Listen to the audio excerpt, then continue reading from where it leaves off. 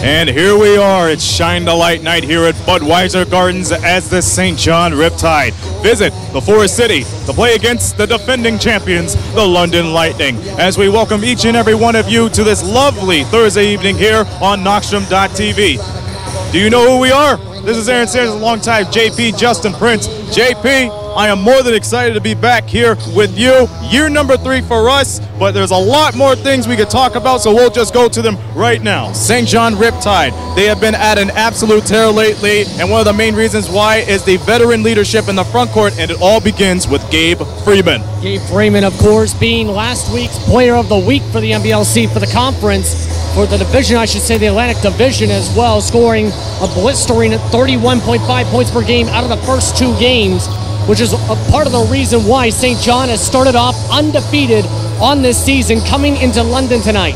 It'll be interesting to see how they match up against guys like Royce White tonight to see if they are going to be matched up balanced or if it's going to be tough for them to be play defense against them. You know, it's going to be quite interesting to see how they play out too, because a lot of people would usually doubt the Riptide because they got the league's leading scorer off now to Moncton, but it's the front court and the transition game that's been very strong for them. We quickly go over to the London Lightning. They split their 1-1 record right now after a win here against Halifax on Sunday. It's really giving a sheer testament why they're the defending champions, but there is one player that stood out among the rest of everybody. It's the newcomer from here for Forest City, Kirk Williams Jr., and he's been doing well so far. Yes, he's been doing well so far and somebody to watch. We've seen him last season with his teams in terms of Niagara as well as in the past with Windsor. And this season, he's been playing really well as well to start off of the gate. It'll be interesting to see how well he does as well.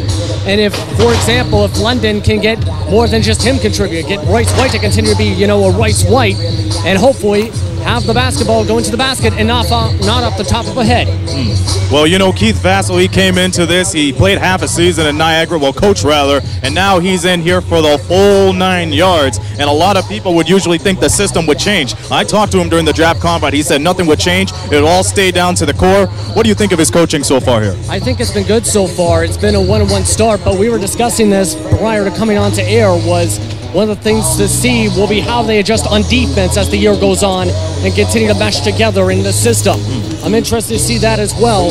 What we've been seeing offensively is similar to what we've seen last year. A strong offensive core with the strong unit of players. It's going to be interesting to see if the defense can start coming together starting tonight here against the Riptide. And we're going to see if London could defile the Riptide's record and make them defeated and give them a 2-1 record. What are going to be the keys of the game for both of these squads? I think for London, you got to start off the pace early. You got to make sure you score early, as well as continue to play strong defense. You cannot let Riptide come into the game to start off here on your home floor. As for the Riptide, it'll be interesting to see how they work with their head coach Nelson Tarabata and see if he can make the proper adjustments and make sure as well box out guys like Royce White. Try and get them out of the game. Get Kirk Williams Jr. off of his rhythm. It's going to be interesting to see. We're going to have to see what happens, though, when we get back to going underway here from the Budweiser Gardens. Well, I got 3 points for them. First of all, it's going to be the St. John Riptide. You got to have a consistent ball movement to get around. If you swing the ball around well outside of the fast break game, you're going to do wonders right there on one end of the court all the way to the other. For the London Lightning, they got to limit Gabe Freeman somehow. If they limit his movement, they'll be all right, because this is a guy that averages almost 29 points a game, and there's a reason why he was Atlantic Player of the Week. And number 3, for neutral, for both of these squads, trust your 6 men. And I've seen a couple of games already from London and St. John. One thing is for certain, their bench is stacked and they are reliable. I think both the benches are stacked when you think about it, because it's going to be playing pretty much depth for both sides. Very hardcore, intense action from the start to finish for tonight's matchup. I can't wait until we get things underway here. Oh, yes. It's going to be a busy Thursday. We got another game going on. Cape Breton Highlanders playing against the Moncton Magic. We'll keep you updated with the scores as we will see you around halftime. So, like I said before at the top, this is Shine the Light night, and it's a very special night. We honor the women, and it's for a good cause and everything, so we have a special pregame presentation, everything, and that's why everybody's wearing purple for the big support. So we're going to mention a lot of that throughout the telecast, and you're going to see a lot of that, and you're going to see an interesting presentation, and especially at halftime, we're going to have to cut our show short because they're going to do a good presentation about the Western Mustangs after winning the Vanier Cups. Good effort on them. Yes, that's a good effort from Western as well, going undefeated on their season. In fact, they're bringing the trophy from what I heard for halftime.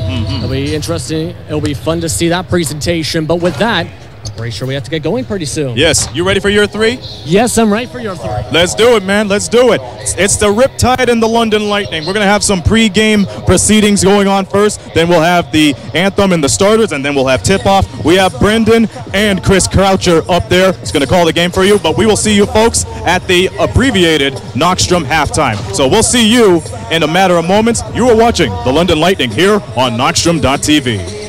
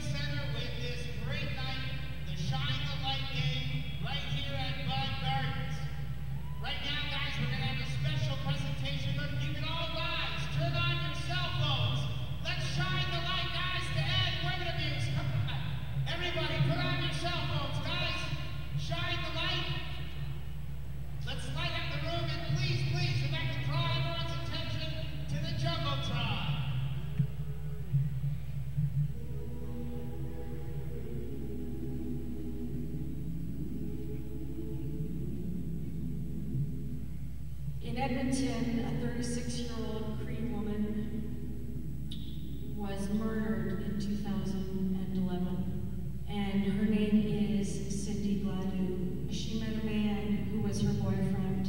What he did was he sold her to another man, and he killed her.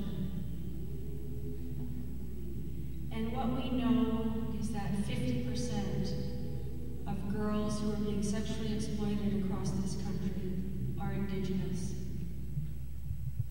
And Indigenous women and children and men and boys deserve more. Cindy was born July 23rd, 1974. She was my baby. I loved her. Family loved her. Buried her to sit in the courtroom and they call her a prostitute when she has a name. My mom was a great mother to me and my two sisters. She had all the good qualities a mother would have, especially cooking. Even though my family loves me a lot, I don't think I'll ever feel a love like my mom's again. I was her baby. I just really wish I had the chance to see her one last time and to say goodbye. My name is Ashley Desjardins, and I was so honored to be honored survivor this year for the Shine the Light campaign. And I'm so thankful for the London Women's Center and the help that they've given me in my growth from years ago to now. I was referred to them by the Assault Women's Helpline. Their program that they have has just been such a huge help, like every step of the way. A lot of the times, you know, in our society, the blame is put on the victim, the survivor, as opposed to the perpetrator. And that's why campaigns like Shine the Light on Wounded are so important, because we need to shift that blame from the victim to the actual perpetrator. Going there, like, I was always believed and I was always supported and I always felt welcome and comfortable. And that's really important in this process.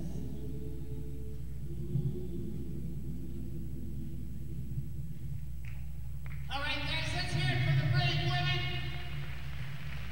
The video there, guys, has opened up your hearts. Now it's time to open up your wallets, guys. The 50-50 draw tonight. All the proceeds are going to the London Abused Women's Center, so please, buy a lot of tickets, give generously. Also, you see the guys, the London Lightning guys, they're sporting those cool purple jerseys tonight. All jerseys, all 12 jerseys, autographed, will be out on the concourse, guys. There's a silent auction out there. All proceeds, again, going to the center. So please give generously, guys. Get those bids up, and the silent auction items will close 5 minutes after the game. So thank you very much for being here, guys, for the Shine the Light game. And as always, go Lightning! Thanks, Nick Paparilla, everybody. Nick Paparilla. Tonight's game sponsor is Southside Construction. And at this time, we'd like to invite some members to center court for our ceremonial tip-off. Representing the St. John Riptide, can we get Brian Addison to center court? Representing your London Lightning, can we get Kirk Williams to center court?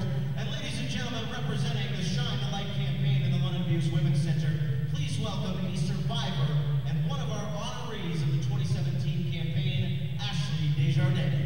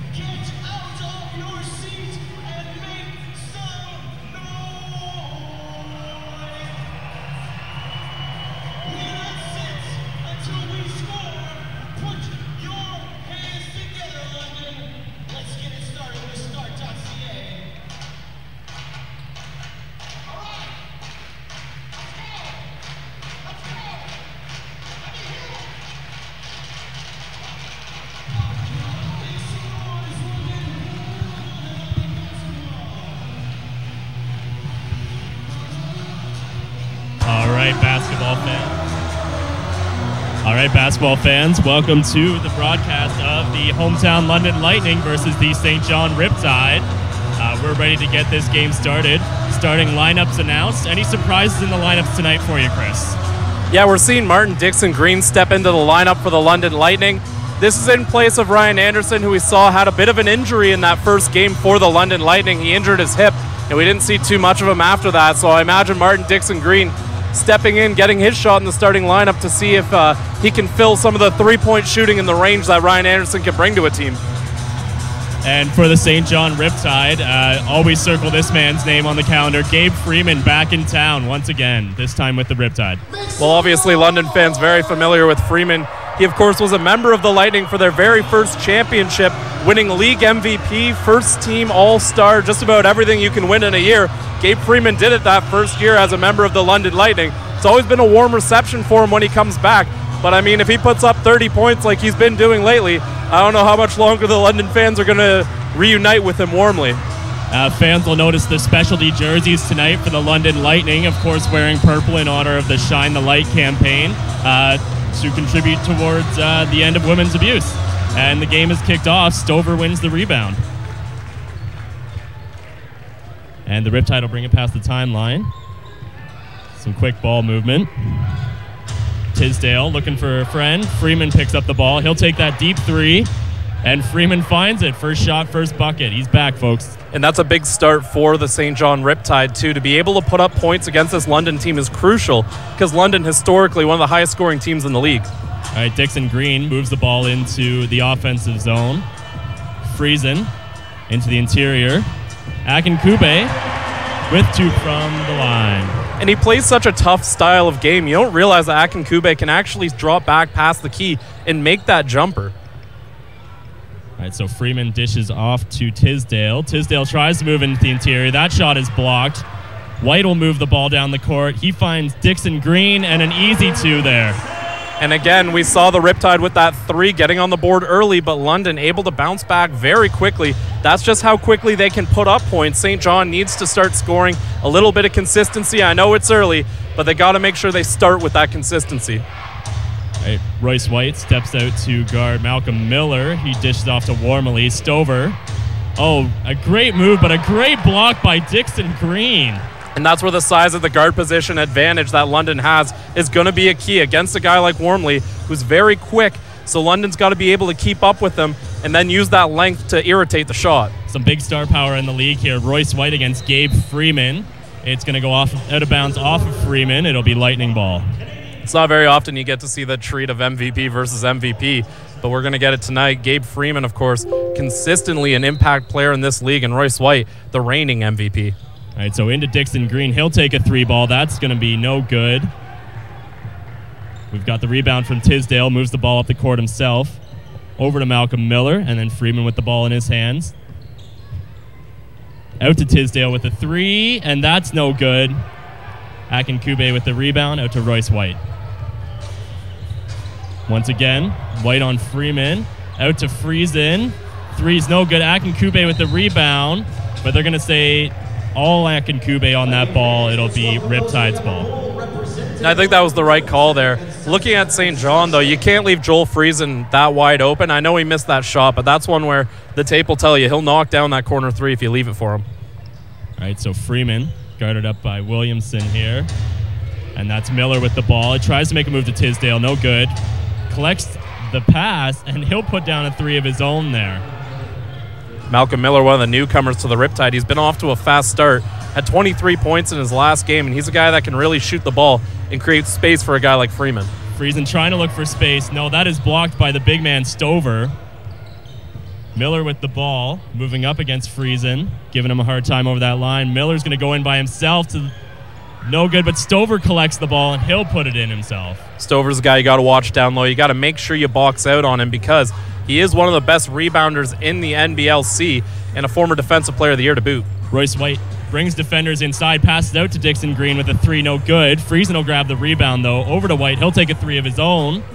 And that's no good either. Early on, the 3-ball not falling here for the Lightning. And that's kind of been a worrying trend for the Lightning. It's only been 2 games, but they're only shooting 30% from beyond the arc. They're a team that really relies on that long shot. All right, Wormley here with the ball, being darted by Dixon Green. Move the ball into the interior, out to Freeman, thinks about a 3. White not giving him much. A 3-ball over White, that's no good. Wormley collects the rebound, though. Stover setting up the pick for him, and no good. Short on the 3-ball. White with the rebound. Early 8-5 advantage for the Riptide here.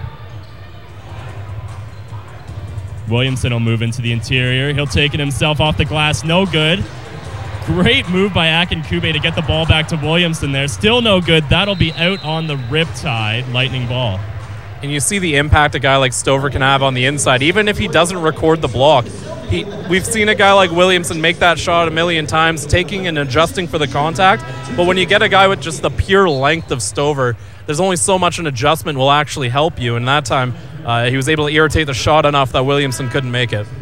All right, so we're going to get quick substitutions for the Lightning here early on in the game.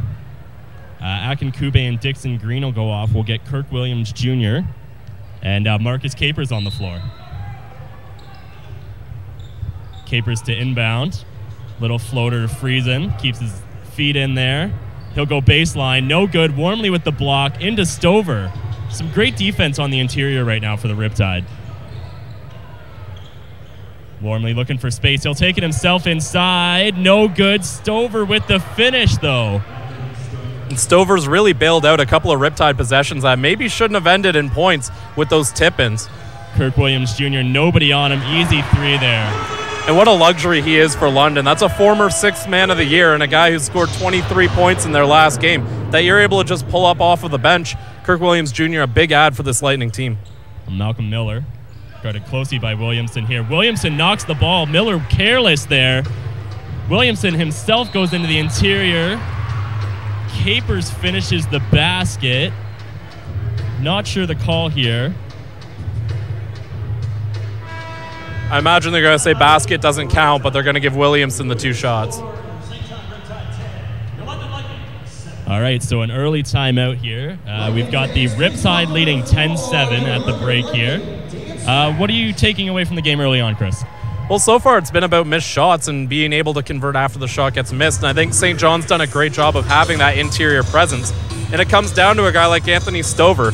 He's had an impact on the inside, both on offense and defense, being able to put back those missed shots and create points where maybe there wouldn't have been for St. John. And London doesn't really have a guy with that kind of length that we've really seen so far in this game. I think another takeaway here, the St. John Riptide have been doing a good job of keeping Royce White out of the paint.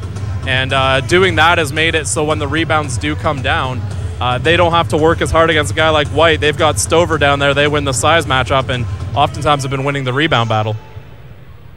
Yeah, keeping White out of the paint is going to be a big one here. He draws several defenders usually, and last year especially we saw when White gets inside, it gives those outside shooters a chance. So far in the game, not so much. Now, we didn't get to see much of White versus the Riptide. He missed the one game where they went out east. He was in for the other one.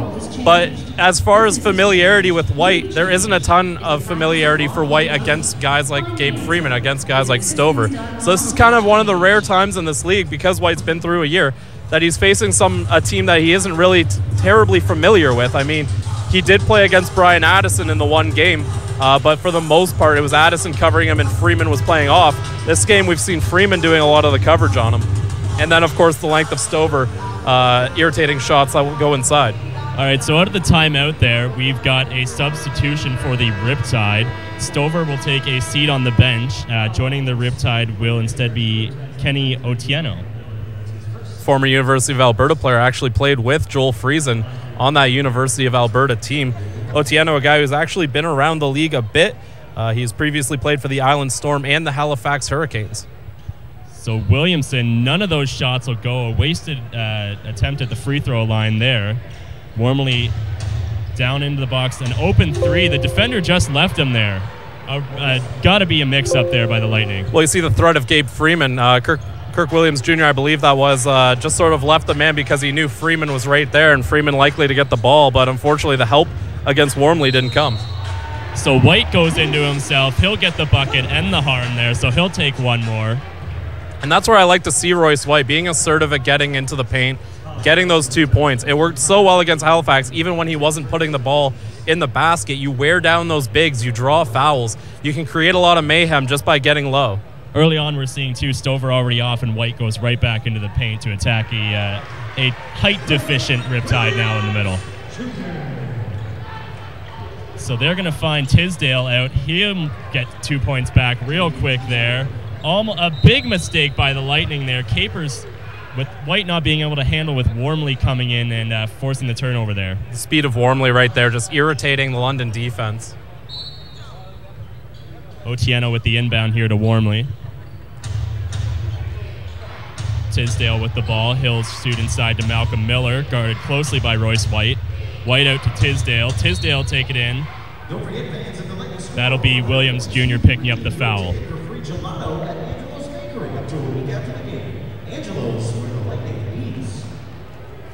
Wormley to inbound here.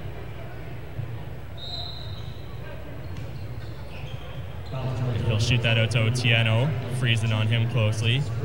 Gabe Freeman with the ball. Screen set up for him, but he'll take it inside. Ball off the glass, Gabe Freeman. Nice little circus shot from a guy who does that so well. That's what gets you an MVP award. Capers out to Williamson. Williams going to find his way inside. And they're going to call the offensive foul there, I believe. I think they're saying that Williamson stuck the arm out a bit, and that's what caused the contact there, but definitely a 50-50 call, I'll say that. Freeman into Wormley here. Wormley across the timeline. He'll give out to Freeman. Tisdale with the ball. Tisdale working against Williamson. Freeman up against Marcus Capers. And he'll take 2 over top of Capers. You just can't defend that. That's too good a shot there from Gabe Freeman. Capers, he'll come inside. Williamson with the ball. He'll find basket, no good, but he will take the foul there. He'll be shooting 2. And this is what I want to see from the London Lightning, because we mentioned the impact a guy like Stover has in the game, a guy like Freeman has in the game. So take it inside. Make those guys have to defend physically. You'll either tire them out or you're going to draw a foul. And I like what I'm seeing from Williamson, and we've seen Royce White do it a couple times now. Just get inside, see what kind of havoc you can cause down there. So Williamson for his first of 2. And that one goes. Looks like we'll get another Lightning substitution.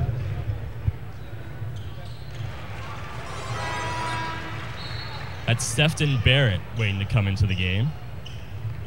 And he'll take out Garrett Williamson.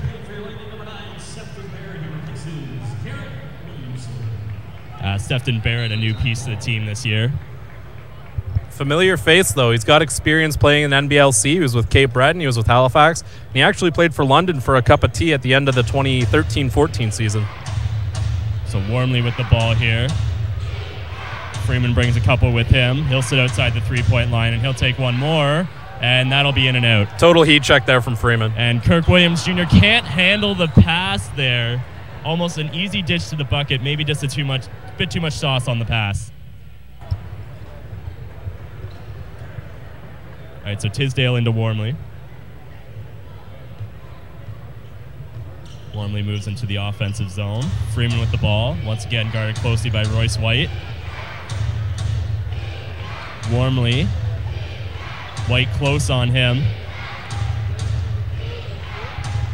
Thinking about a shot. He'll take it inside.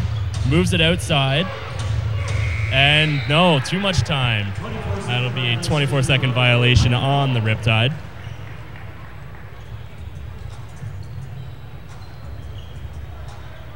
And sorry, I believe we missed a substitution there. We've got Aaron Redpath now on the court for the Riptide. That is Barrett on the inside. He'll go off the glass over Tisdale.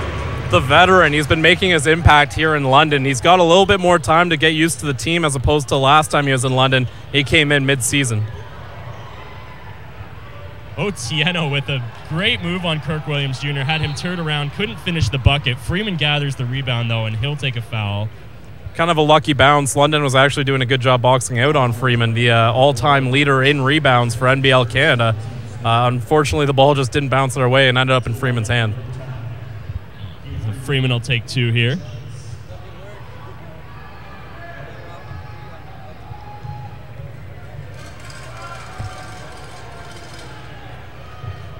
One or 2 for Freeman. Doing the little invisible hand clap made famous most recently by DeMar DeRozan. And he'll go 2 for 2. White out to Capers. Capers moving down the court here. Friesen. Red path closely on him. He'll go into Royce White in the interior. Royce with a couple hands on him. And those are some of the calls I don't think he was getting in that game against Halifax. He gets one here. I think that's one where a little bit of gamesmanship. He kind of told the refs, hey, keep an eye, because when I'm down there and I've got my back to the basket, I'm getting hands swatting at me. So I think the ref's taking note and calling the foul that time. All right, so Capers to inbound. He'll go right back to White. And we've got a foul here on Aaron Redpath. Looks like a hold on the inbound there. And just like that, the Riptide only 1 foul away from the limit. And Freeman gives White a whole ton of trouble.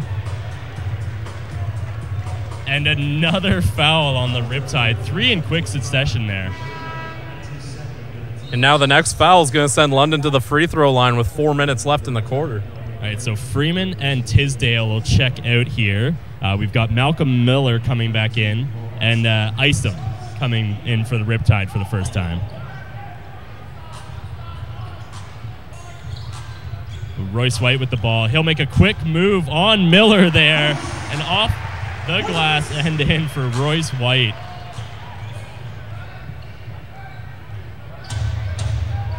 Warmly.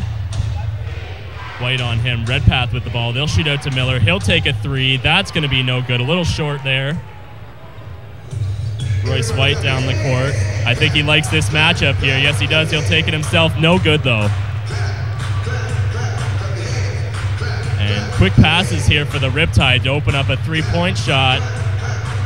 Isom dangerous from there. He's been 5 of 7 in his last 2 games from beyond the arc. And just because he's 6'10" doesn't mean he can't shoot it. You got to watch out for that stretch capability. Stefton Barrett here trying to make a move on Itieno. Moves out. Kirk Williams Jr. finding his way to the interior. He'll pass back out to Barrett. Barrett with the 3, no good. Capers looks like he was fouled on the play there. That's Isom. And again, those fouls earlier when they picked up 3 in quick succession, that now hurts your team because you're going to be sending Capers to the free throw line here.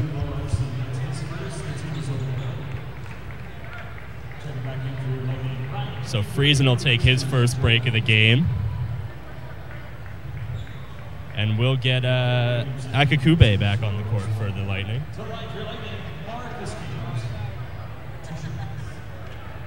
So 2 shots here for Caper.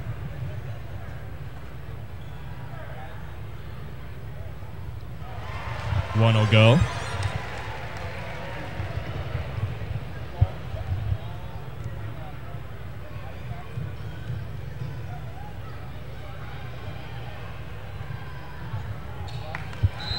He'll complete the sweep of the free throws. Riptide making some changes here. Otieno and Warmley will take the bench. And on the court for the Riptide, we have Brian Addison and Marvin Binney.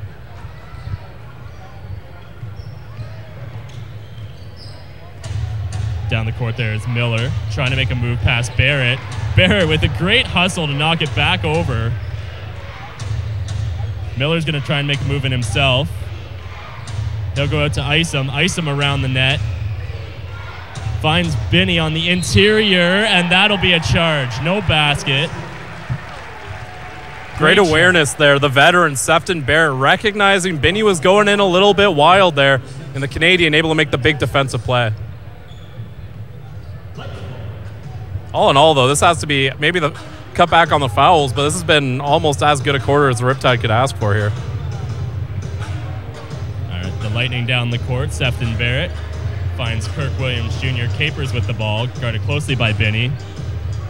Capers finds Williams Jr. at the top, and that 3-ball no good. Akinkube hustling, and Akinkube is going to pick up the foul here.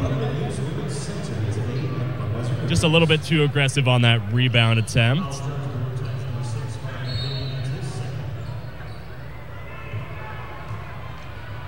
And here comes Binney down the court. Binney to Isom. Addison with the ball. Akinkube close on him. Into the interior is Isom. And that's a bucket over 2 Lightning players. Very difficult finish there from the young Isom. Garrett Williamson, he'll move into the interior. And Addison comes in, but the rebound is picked up by Williamson. Barrick tries to go into the interior. No good. Akinkube with the rebound. He's going to try and go in on his own, and Addison takes the foul on Akinkube, trying to move baseline for the bucket there. Great hustle there from Akinkube, just showing why the London Lightning brought him in. He's one of the newer guys, one of the guys who, heading into the black and yellow game, a lot of people weren't sure if he was a surefire guy to make that roster, but I mean, through 3 games, he's been absolutely phenomenal for the London Lightning, providing that interior toughness. So Akinkube will take 2 here. First one, a little spin off the backboard, but it works. It's in.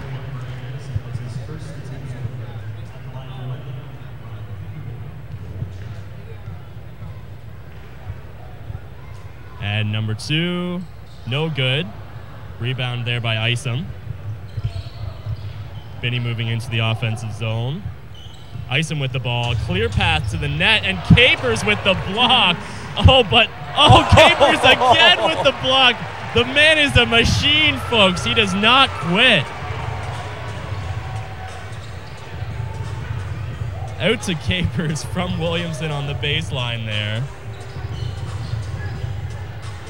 Capers shoots out to Williams Jr. Williamson in the corner. Back out to Williams Jr. at the top of the key, and that's a good 3-ball. 26-23 from the Riptide. The Lightning have cut back into this lead. Binney. Another big block by the Lightning. Sefton Barrett coming in there on Binney. And Williamson to the rim off the glass with a nice little finger roll for 2. The Lightning have come alive in this last minute. It's smart here by the Riptide to slow things down. They could see that momentum just wildly shifting in London's favor there. 3 picturesque blocks from the Lightning. Capers blocking Isom. That shot won't go, but right back to Isom again. He'll lose control of the ball. Sefton Barrett with great hustle. Binney will knock it out of his hands into the corner, though. And the Lightning living off this frenetic energy right now. Well, you've got the crowd here. We've got a pretty big crowd for the Shine the Light game. And then you've also got all those energy plays, those blocks, those 3-pointers, all in consecutive sequence there. Just a huge momentum shift. And just like that, the Lightning looking at going into the quarter, maybe down 6 or 7, only 1 point out of this game. So Royce White's going to check back in for Kirk Williams Jr. for the last minute of the quarter here. Royce is going to feed Barrett on the outside. And he'll take a 3-point ball for the lead there. So the Lightning, stuck 7 about 35 seconds ago, have now found themselves in a 2-point lead with 30 seconds left in the quarter. That's Miller looking to make a move. Royce White on him. Binney moving into the interior. He finds Isom out on the edge. Isom bucket, no good. Barrett with the rebound. And we're going to get a foul here on Tisdale. And again, those fouls costly because they're going to send London to the line. You had London at the far end of the court. Now they get 2 free shots. Especially with 16 seconds left on the clock.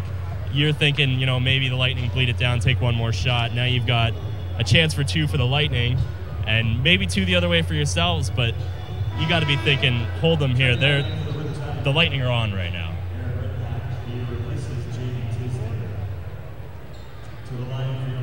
So Barrett will take the shots there.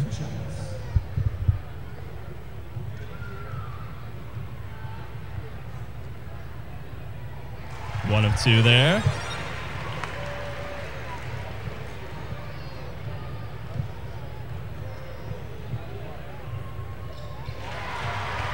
And that's 30 for the Lightning.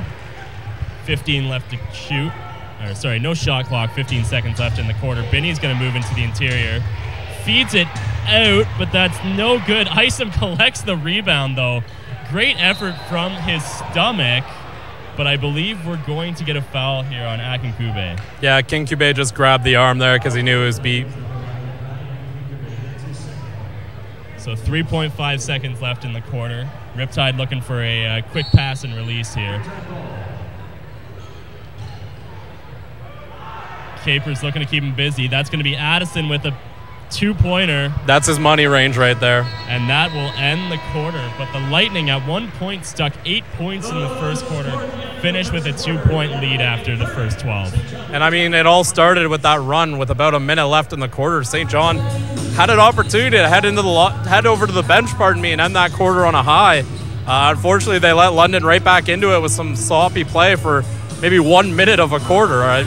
It's one of those things you kind of let yourself down with that. But you got to give London full credit. They were able to make the most of every possession they had at the end of that quarter, and they never quit. They fought back, and they got themselves back into this game, and now they're finding themselves in the driver's seat. Really another quick turnaround point, too, where those 3 fouls in succession on the Riptide, about 5 minutes left in the quarter there, that got the Lightning into the bonus. Well, I mean, as soon as you give London free foul shots, you could probably knock 6 points off the board. Because they had the fouls that put them over the limit, and then they had 3 more fouls. So instead of 6 points of foul shots, if you don't take those 3 kind of sloppy ones at the end of the quarter, you don't even have to worry about the limit. You don't give London those free shots. So that's 6 points that St. John unfortunately kind of put against themselves. We saw Stover making the big difference early on in the quarter. They really missed him once he came out of there. Yeah, and Stover's one of those guys who his presence, just merely being there on the inside, can affect shots. One of the ways I would say so is back at the start of the quarter, an example of this, how London had Capers playing on the inside. He got those 2 blocks. Then we saw Marvin Binney come out. He went in for a drive, and he dished it out when he probably had the layup, because it gets in your head that this guy's going to swap my shot if I go up with it. That's the impact that Stover has when a London player's going to the rim. He's the type of player that makes you think twice about going to the rim. And when you don't have Stover in the game, you lose that almost fear of going to the bucket that you put into the other team.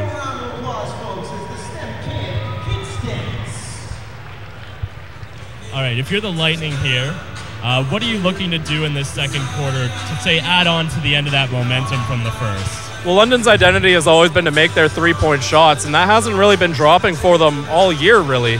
I think they're going to be looking to maybe run a couple of plays to start the quarter and see if they can get some momentum for their shooters, because they only really had that 1-3 by Kirk Williams Jr., but you see the way it inflated the crowd and it inflated the whole team. So I think for London, a key is going to be getting that 3-point shooting going, because St. John pretty well kept up and was beating them until a little bit of a mess at the end of the quarter there. So for St. John, that's a little bit, if you're a coach, you're saying to them, you know, that last minute wasn't great, but you played a great 11 minutes before that. If you're London, you don't want them to be saying that this quarter. You want to make it tough on them the whole way through. All right, so second quarter begins in the Shine the Light game in London, Ontario here. The Lightning leading the St. John Riptide 30-28. Royce White, he'll get a quick 2. No good. Wormley with the rebound there. He'll dish out to Gabe Freeman. Capers close on him. Wormley dishing back out to Freeman. Freeman to Miller. Miller over to Wormley. Wormley looking to make the pass. Isom with the ball over to Freeman. Freeman thinking shot. And that's a 3-pointer right over top of Marcus Capers, I believe.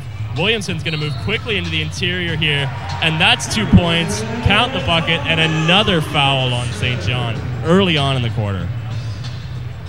Again, this is just a discipline thing, something St. John's going to have to work on as the game continues.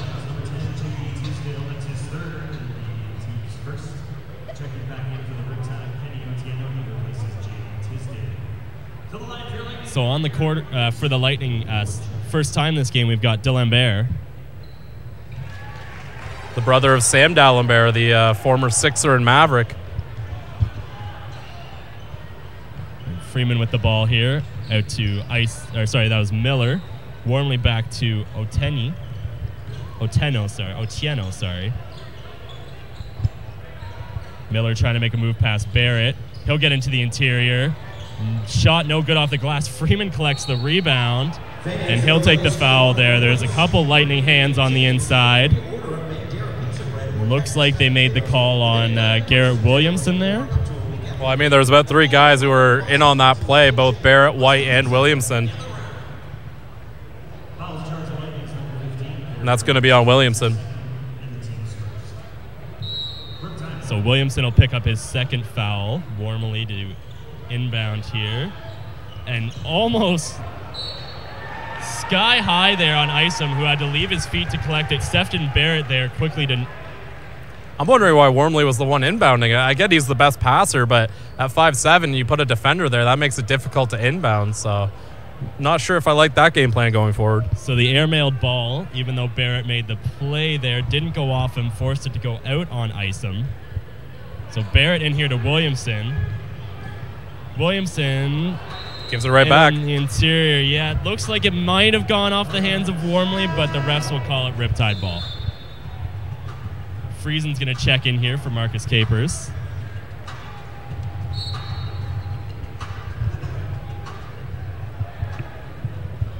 Wormley over the timeline. Making a move with Isom giving him the screen. He'll take the deep two-pointer. That's good. Tie game 33-33. White in on Freeman. He'll take it in himself, and he'll lose control of the ball there. Sloppy Great ball help defense. play. Great help defense. And I believe that was Sefton Barrett reaching the ball before it goes off the glass. What a defensive move. The Lightning are really making themselves known on the defensive end of the court. So the Riptide slow it down after a quick transition there.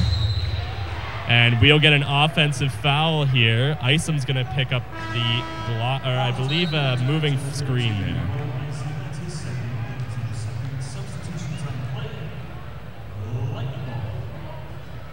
So Anthony Stover is going to make his way back to the court here. Big number 0 in the center there. Isom's going to take a seat on the bench for the Riptide.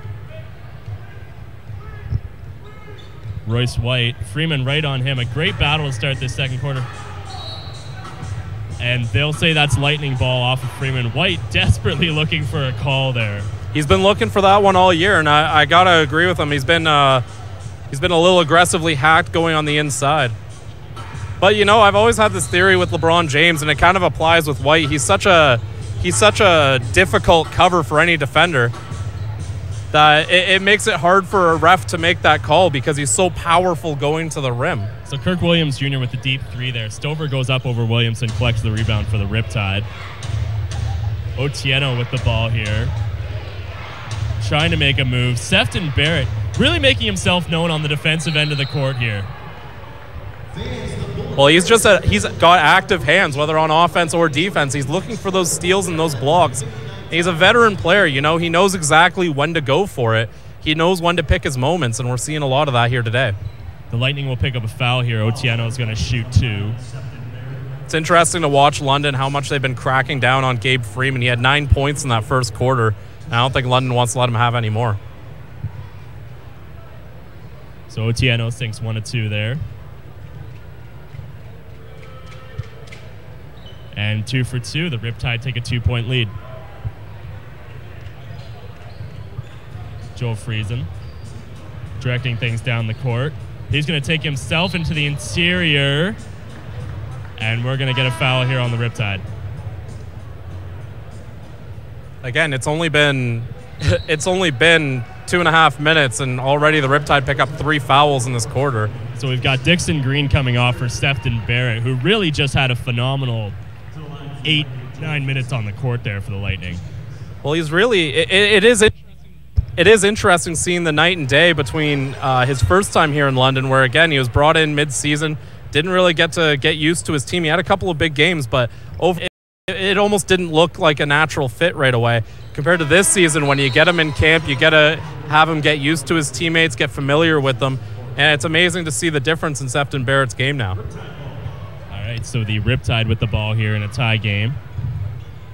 That's Binney moving up the court with the ball now. Stover looking to set a screen for him. Binney out to Otieno. Otieno to the inside. Binney looking to move to the interior. He'll feed nobody. Maybe a nice little souvenir for the fans, but not for the other team. Almost got Coach Vassell right in the chest with the pass, though. Friesen. Royce White will make his way up the court. Rice out to Friesen. Friesen moves to the interior. Kirk Williams Jr. on the edge. Williamson back out to Kirk. That pass a little bit off. Kind of prevented the shot there from Kirk Williams Jr. And Anthony Stover with the big block. And that's the difference when you have Stover in this game. And Freeman, he'll take that every time. Just too easy into the interior. I think there was a little bit of miscommunication on defense that allowed Freeman to get the wide open freeway to the basket. All right, Royce White looking to make a move on Freeman, and he'll take two of his own over top of Freeman. And Stover tried to come in the back end, but White just a little too quick. So Binney with the ball here. He'll feed Gabe Freeman. Freeman thinking about the shot over top Royce White. He'll go into the interior. And you know that's exactly what he's looking for. Get Royce White in some foul trouble or get two trying. And again, Freeman's such an aggressive and athletic player that he's one of those guys who can actually go at White and get something positive out of it. So Freeman's going to go the line here. And whereas he had been held pretty quiet in the first little bit of the quarter, now he's going to have an opportunity to make it 4 points on the quarter, make that 3 after the miss, though.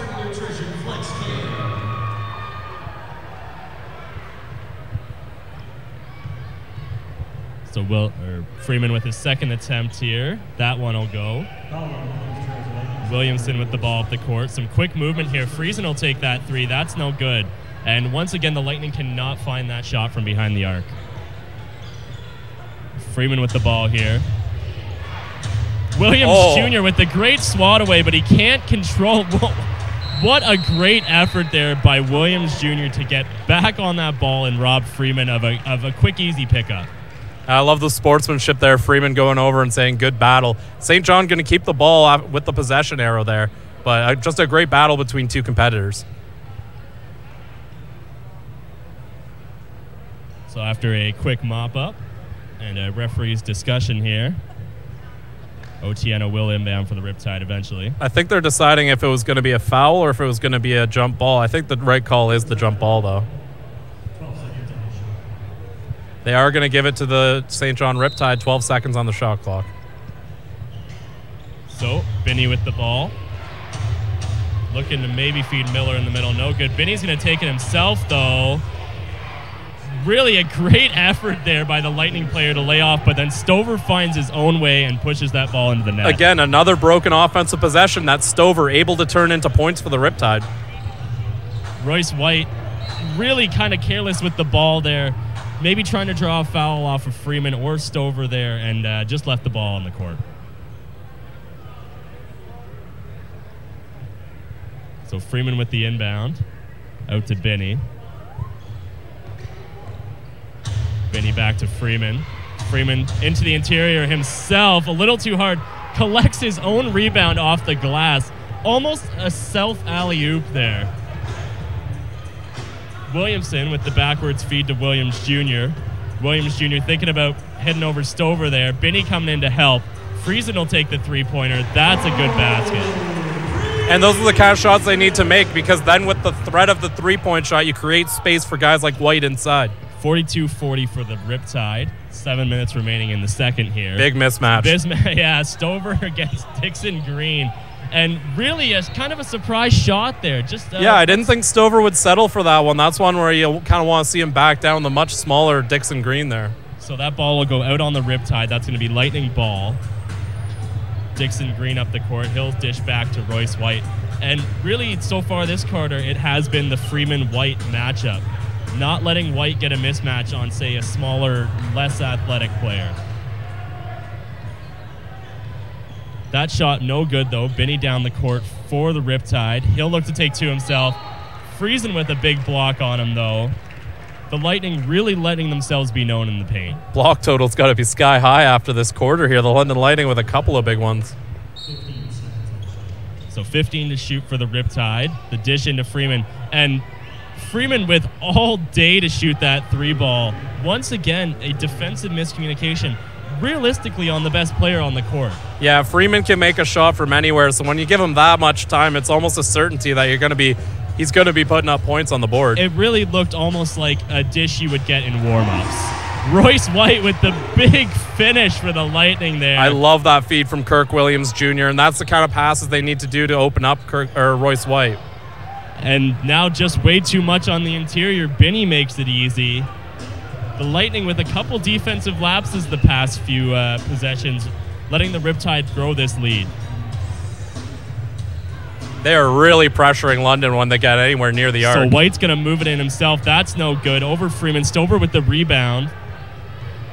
Binney. Miller wide open for the 3-ball. A miss, though. A big toss-up. And we're going to get a foul on Kirk Williams Jr. on the jump ball there. Great hustle by Otieno to go up and get that ball, though. Again, contact causing a foul there, but Otieno still had to make sure he got that ball. Great effort. And once again, just before that great play by Otieno, a free 3-ball attempt for the Riptide. Laziness on the defensive end, or are they just losing themselves in the moves by the Riptide there? I don't really think there's I think it's just one play. I don't think it's been a consistent trend, but we did see a couple of 3-point shots open up there. And if you're playing either of these teams, we don't know so much about St. John, as a lot of their shooters are rather new to the league. But we know with the London shooters how they're capable they are of making those 3-point shots. So both teams not really looking to give that kind of a shot up.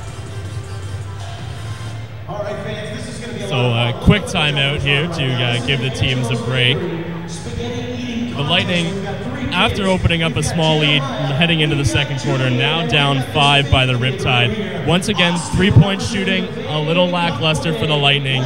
And really Gabe Freeman and Anthony Stover making a big difference. The big names we expected to come out and make a difference. And in one way, you almost expected that inside play to be the main factor, but I also don't think we expected the 3-point shooting to not really be there for either team. I think whatever team starts to consistently make that shot, that's going to be a big difference maker, because we've seen how effective both teams are on the inside. Now imagine how much more effective they could be if there's a 3-point threat opening up space on that inside. So I think for London, you're looking at guys like Friesen. We've seen a couple threes from Kirk Williams Jr. You're looking at guys like that. And Martin Dixon Green's another guy who stands out to me as guys that you're really going to be looking for to make that 3-point shot. And then for going the other way, looking at St. John Riptide, you're looking at Wormley. You're looking at guys like Miller to see if they can start to make some of those long-range shots. Do you think in a situation like this where the 3-ball's not that hot, the Lightning are really going to miss Ryan Anderson? This is definitely a time where you miss him, and not just for the 3-point shooting, but he's been working as their starting point guard for a lot of the offseason with Junior Cadogan out. So Ryan Anderson, a guy who really coming into the year was a critical piece to this team. And the fact that they've been able to do well without him is encouraging for the Lightning, but you also still do see the impact of him being out. All right, so back into the second quarter here. Otieno into Binney. Binney finds Freeman. Royce White on him closely. Freeman's going to take the shot. No good. Williamson with the rebound. Williamson. Just a little dish there to Dixon Green. Williamson bringing Kirk Williams Jr. into him. Some good ball movement here by the Lightning. White's going to back Freeman up. Stover coming in for help. White will go in off the glass over Freeman. This is what you want to see from Royce White, just aggressively getting to the hole, making things difficult. And just like you wanted Gabe Freeman to be trying to draw fouls against Royce White, vice versa going for London. You want to see White having Freeman draw those fouls. And so stepping onto the court here for the Lightning, a little bit of size and strength in DeAndre Thomas. DeAndre Thomas, of course, well known around NBL Canada as a member with the Windsor Express. He also played a little bit with the London Lightning way back when Coach Michael Ray Richardson was here. And he's a guy who can really come in and disrupt a game, just his mere presence on the inside being so difficult to cover. So White's going to take his +1 here. That's no good. That's Malcolm Miller with the rebound. Binney up the court. Ice him over to Otieno. Another open 3. That's going to be no good. Dixon Green up for the rebound. Out to Royce White. White moving his way on the inside. He'll lose control of the ball, though. And DeAndre Thomas is going to pick up a quick foul there.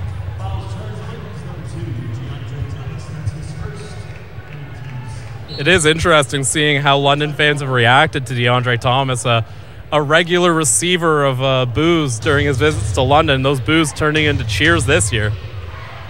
So Isom with the 3-point shot. That's no good. It'll just rim out. Otieno with the effort inside, and the ball will end up going off of Marcus Capers. This will be Riptide ball.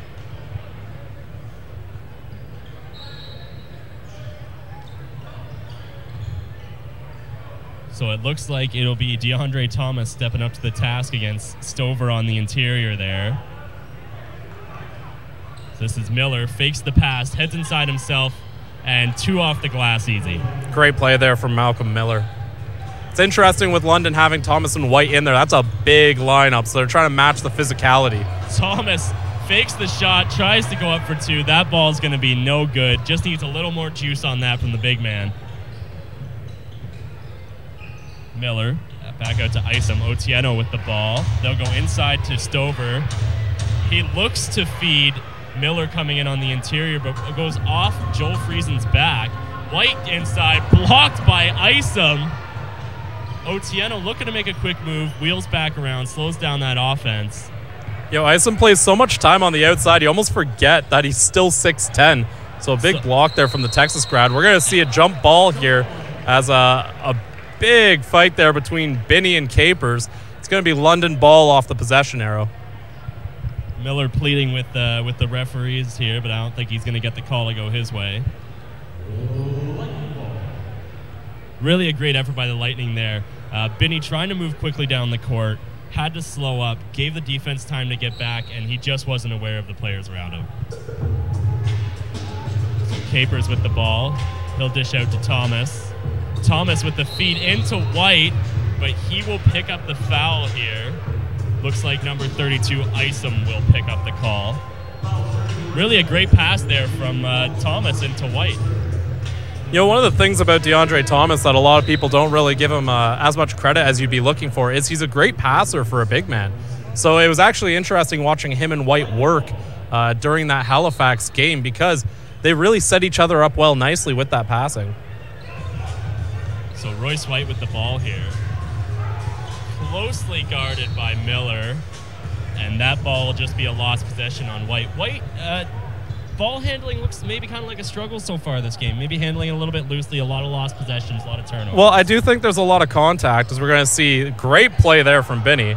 I feel like when White goes inside, I mentioned it earlier, but it's almost like with LeBron James where they're so powerful, they're probably getting fouled on every possession. It's just a matter of the ref can't call it every single time, or else you have too much of an impact on the game. So I think that's what happens with Royce White a couple times. Friesen trying to dance around Redpath there. White looking to make a move inside. Oh, he'll take 2 and the foul. Very tough shot there over Stover. Royce White kind of adjusting for the fact now he's seen Stover out there a bit. Stover, another guy who was missing last time that St. John was in London last season. So a little bit of a different look for White with Stover on the inside. And I think now he's adjusting for the fact that you have that long, lanky shot blocker in the game. Usually we'd see him go straight at the rim. That time showing a little bit more finesse, backing off a bit and just going around Stover. So White will miss another free throw there. Stover with the rebound out to Miller. Miller over to Binney. Redpath with the bucket. No good though. Capers goes up for the rebound. He'll move quickly down the court.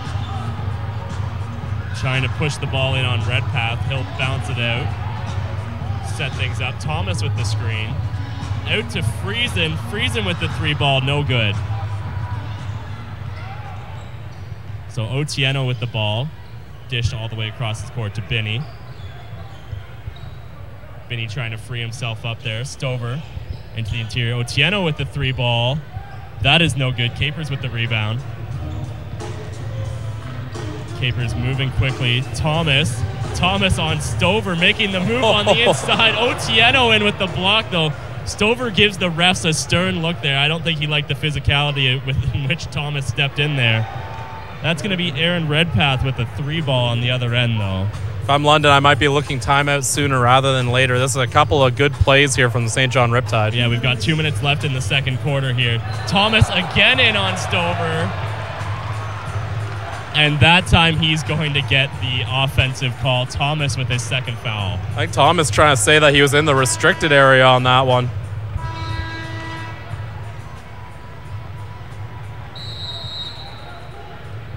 So it looks like we're going to get a quick timeout here.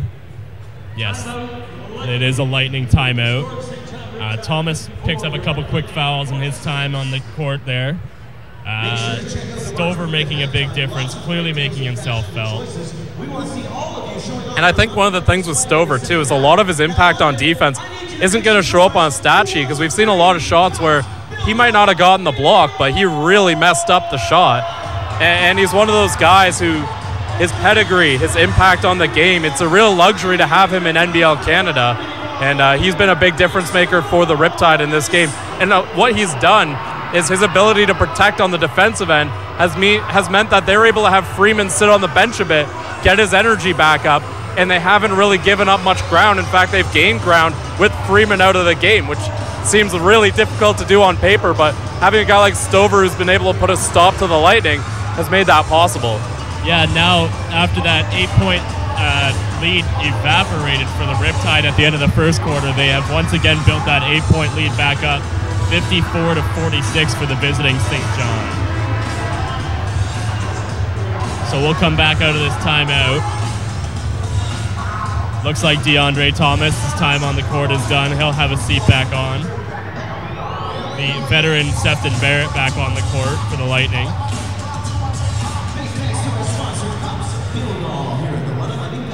And Stover looks like he'll have a seat for the last 2 minutes of the first half here for the Riptide.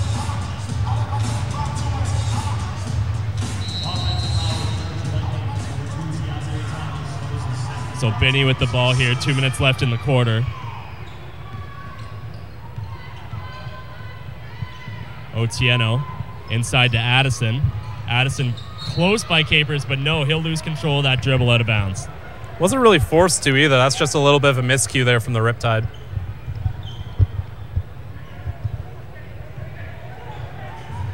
Capers setting things up down the floor. The Riptide look a little confused on defense there, calling their men last second. Here's a mismatch. Williamson can just go right by him if he does it. So Sefton Barrett into Royce White.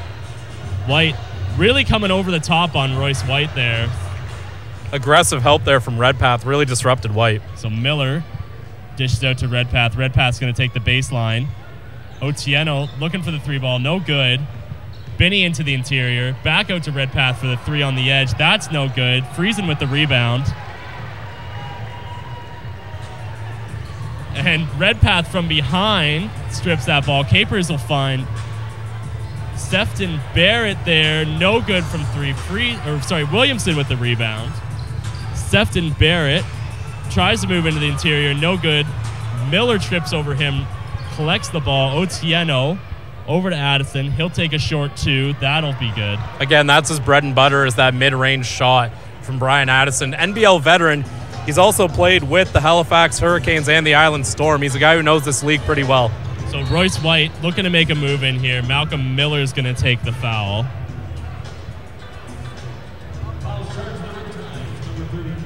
Lots of fouls. I knew this was going to be a physical game just by the way these guys were going to battle on the inside. But, I mean, each time we come to the end of the quarter, both teams looking at the limit. Right now, St. John over the limit. London, next foul puts them there. Just 30 seconds here left in the second, though. 10-point lead for the Riptide. Royce White to cut into it.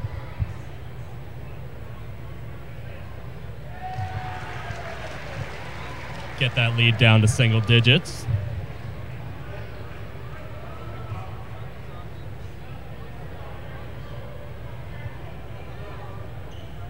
And White 2 for 2. So 30 seconds left. That's Binney. White in tight on him. The Lightning playing some really tight defense here. That's going to be a block, I believe, by Williamson. Got to take their time to set up for the last shot here. 15 seconds ticking on the clock. They're not going to give the Riptides any more chances. Williamson looking for a shot. He'll give it to White. 5 seconds left on the clock. White with a deep three. And that's a good ball. Really something the Lightning needed there to maybe jumpstart themselves into the second half. A deep three ball by their leader out there, Royce White. And again, we see London getting off to a very strong finish to the quarter, and that sets them up nicely heading into the second half. So that's the end of our first half here in London. The Riptide up 5 on the Lightning, 56-51. We take you now to the halftime show.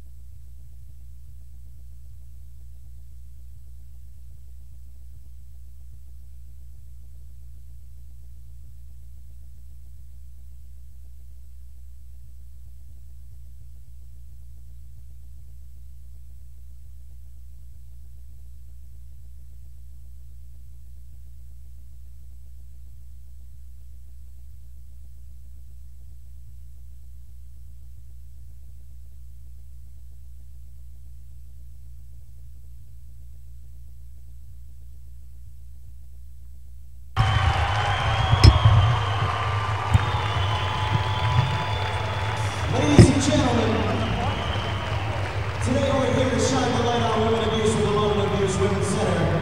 The color of the month has been purple, and we couldn't think of anybody that symbolized purple pride more than London's own Western Mustangs.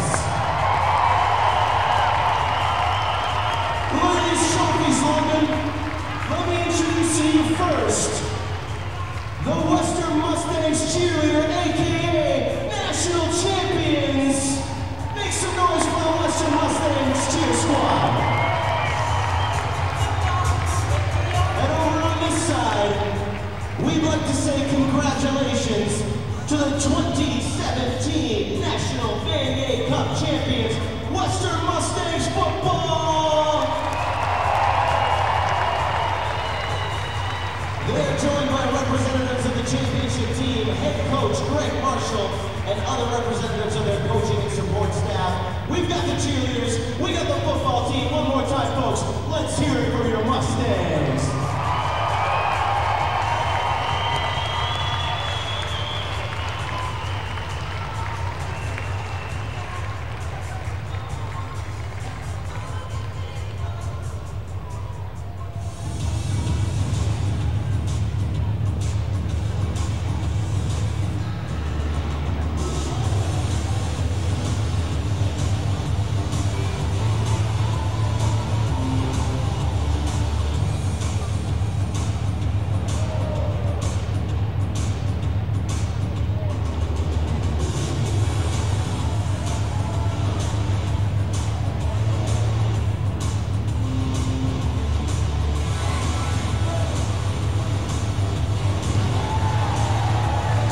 Cheerleading champions right there, folks.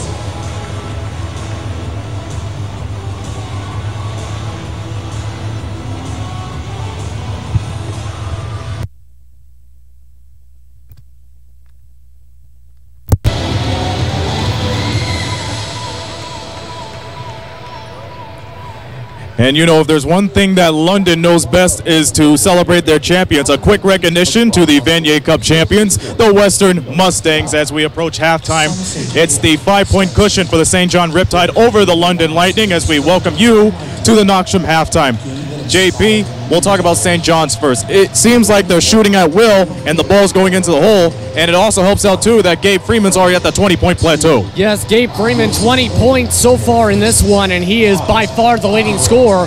But every single player who's been on this floor for St. John has contributed with at least one basket so far in this game, which has, of course, led to their high shooting percentage of 44%.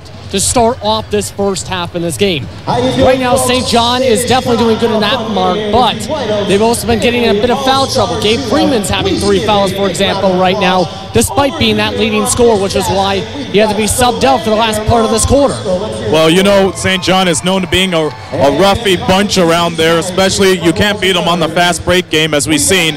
London's been giving them fits lately, but once again, St. John's still getting the rebounds, they're still getting the assists, and the 1-2 punch for Gabe Freeman will be Anthony Stover. Yes, Anthony Stover, definitely, because he's been the one getting a lot of blocks and a lot of tips.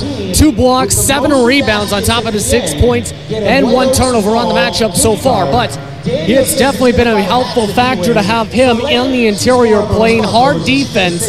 London's been having a tough time cracking that interior defense, in part because of Stover so far. And if there's one thing that London knows is making big comebacks. They were almost down by double digits, but they found some way to get back into it. The one thing that I will take in from the first half is they have some good ball movement, but the problem is it's beyond the arc, and nobody has been able to penetrate it as well. Yeah, that interior penetration is a major issue. They've been unable to make up even open layups in some cases. They've been able to draw fouls, yes, but they've been missing layups that are 90% chances of being made. They have to make those layups, and they have to get those opportunities inside and find a way to break the code that is the interior paint that the St. John Riptide have essentially made at this point. At this point as well, Royce White with 17 points, you can't 100% depend on him as well as Kirk Williams Jr. You have to get more people involved, especially in the mid-range and the inside. And considering that the Riptide gave Royce White such fits around in the first few minutes of the first quarter, you got to respond to your bench. We talked about this during the pre-show that you got to rely to the sixth man. DeAndre Thomas came in, but he got into foul trouble much early. So who do you rely on when the chips are down and when Royce White and Kirk Williams Jr. got a business of their own? Right now, I think you have to get maybe Garrett Williamson more involved, possibly, because he was drawing a lot of fouls getting to the basket. Yes, he missed those chances inside, but he's been able to draw that contact to get the fouls and get the defenders into foul trouble so far. I think as well you have to get someone like Dixon Green on the outside as well, which right now he's 1 for 3 from the field. You need to get him to make his shots. You got to essentially get everybody to make your shots at this point because London's shooting under 40%. That is not good. Let's talk about what's going down at the Moncton Coliseum right now. It's tooth and nail between the Highlanders and the Moncton Magic. Last time I checked, the score was tied at 99. Neither player from a team has dropped a double-double, but there's at least 6 players on scoring figure in total. It's a really nitty-gritty game considering that this is one of the most times that these guys have played each other in the last week. Yeah, and right now one of the main players I think that really stood out to me with that stat line was Terry Thomas with his performance so far. At 23 points, as well as one of those double-digit players to lead his way for his side. So it's been back and forth between those two different teams. It's going to go down to the wire there at this point. They're pretty evenly matched at this point of the season. You know what's interesting to me about the Highlanders, JP, is the fact they picked up 2 veteran leaders. Number 1, they pick up Tyrell Tite from what's now known as the former Moncton Miracles. And number 2, it's the return that everyone's been talking about, Kevin Loisel. Yes, Kevin Loisel just got activated today, in fact. So a big step to get him involved. Try Zambidi as well, big step to get him involved. Because Beatty's also one of those players in double digits for right now for Cape Brennan. So I think Cape Brennan is building the foundation. It's just the matter of getting the victories from here on out. You're talking about a lasting first impression on the Highlanders. Beatty is doing as such as that as among being one of the 6 players in double digits. But let's talk about what's going on against the NBL Canada Nation right now. One of the teams that stand out to me the most, and I think that stands out to you, is how effective and how well the Expansion St. John's Edge are playing, because they play their first home game tomorrow, and you better believe there's going to be a lot of people there to see what the fuss is all about, because this team has everything. Yeah, I've been looking at a lot of the stuff they've been doing throughout the offseason with the expansion team in St. John's in Newfoundland. I was really impressed. Like Carl English you have coming in, Superman Johnson, Alex Superman Johnson, I should say. A very deep team for St. John's at this point. And from what I've seen, especially with the way they started on the road, starting 3-1 overall, 3-1 to start off, now 3-2 heading into the first home game tomorrow. They have a very solid foundation. From what I understand, they wanted to win now. Well, they're winning now. They got a great foundation, a great coaching staff, and a lot of good players on that team. It's just a matter of keeping the production going, especially with the home opener coming up. And the other team that's standing out the most in the Central Division, Niagara River Lions. They're undefeated after that 20-point victory over Halifax last night. I don't think people were expecting them to be undefeated this early, of course, to start off for Niagara. You're probably expecting, like London, for example, they're 1-1. They lost to Niagara. So right now, Niagara is looking good with Sam Mudro, as well as the rest of their core so far. And I'm really impressed as well with a few of those newcomers that have come in for Niagara to help them start off on a very strong note, especially with their former head coach, now the head coach of the Lightning. Well, you know, one player that stands out the most to me for the River Lions, number 1, Marvell Waite, and number 2, Guillaume Boucard. So they're really standing out in their first years. Here's an interesting statistic to point out to the viewers right here. Now, the River Lions' first home game has always been against the Lightning. Since this is their 3rd year, they have gone 3-0 against the Lightning on whether on their first game or their first game at home. What do you think the River Lions record is now? Right now undefeated at this point, so with a 3 victories. There you go. Yes, sir. It's interesting. Thought I could point it out. Okay, let's get back to here. Tips for the second half. We'll start with the Riptide. Right now for the Riptide, I think you have to keep up that interior pressure, but as well you got to make sure you make your chances, because a lot of times, yes, they've been getting a lot of chances inside, but On the outside, they've been getting a lot of open shots that have rimmed out or hit the front rim. 7 of 20 from the out beyond the arc right now tonight so far, Aaron. So the Riptide need to make those kind of shots. I think as well, you have to make sure to adjust when you know the Lightning are going to be switching up how they're playing. Because right now you've seen London go fast and slow a little bit. The Riptide, very high pace. Right now I can see London switching the gears up, trying to switch up some things to something you don't expect on offense in this second half. Yeah, so the Riptide have to be prepared for that and have something prepared on defense for that to be set to go. The London Lightning, they don't want to rely on Royce White and Kirk Williams all the time. They need to go point out to their 6-man and go to the bench. Who did they find? I think right now off the bench right now, because you have Ryan Anderson inactive, Stefan Barrett is someone who really stood out to me, for example, off the bench. Marcus Capers as well, because Marcus Capers, if you're watching in that first half, was a defensive powerhouse. 3 blocks on his own, for example. So I think you have to see a mix of Marcus Capers and on defense and Stefan Barrett on offense for this team to really start getting to go. Essentially in the second half off the bench. Time and again, we've seen Marcus Capers delivers wonders, especially during the playoffs last season. So he is basically the dark horse of the London Lightning, but he does play well. Stefan Barrett, on the other hand, he knows how the Lightning system works because he won a championship with them in the early days of the NBLC. So we're going to see how that plays out. But at the half, it's 56-51. Riptide over the Lightning. When we return for the second half, we'll have Brendan and Chris on the call, and we'll see you folks at the Knoxstrom postgame. We'll be back in just a minute, but you're watching the London Lightning here on Knoxstrom.tv.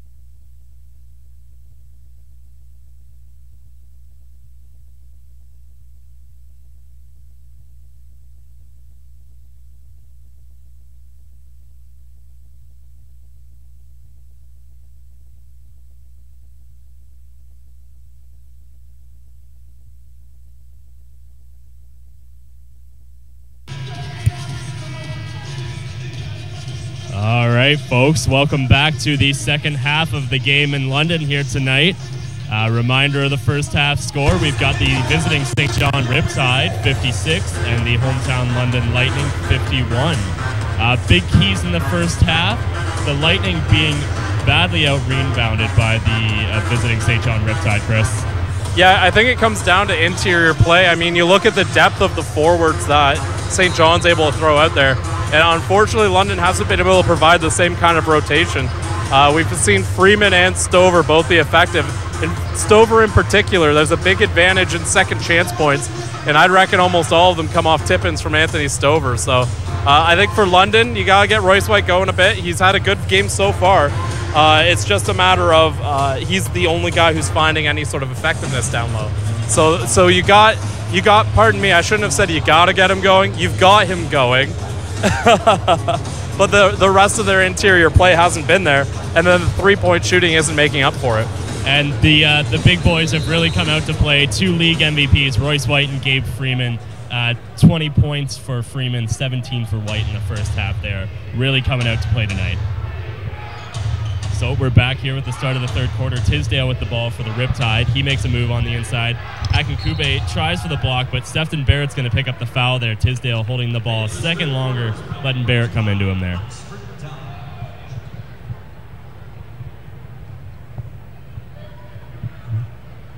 So Tisdale will take 2 on this.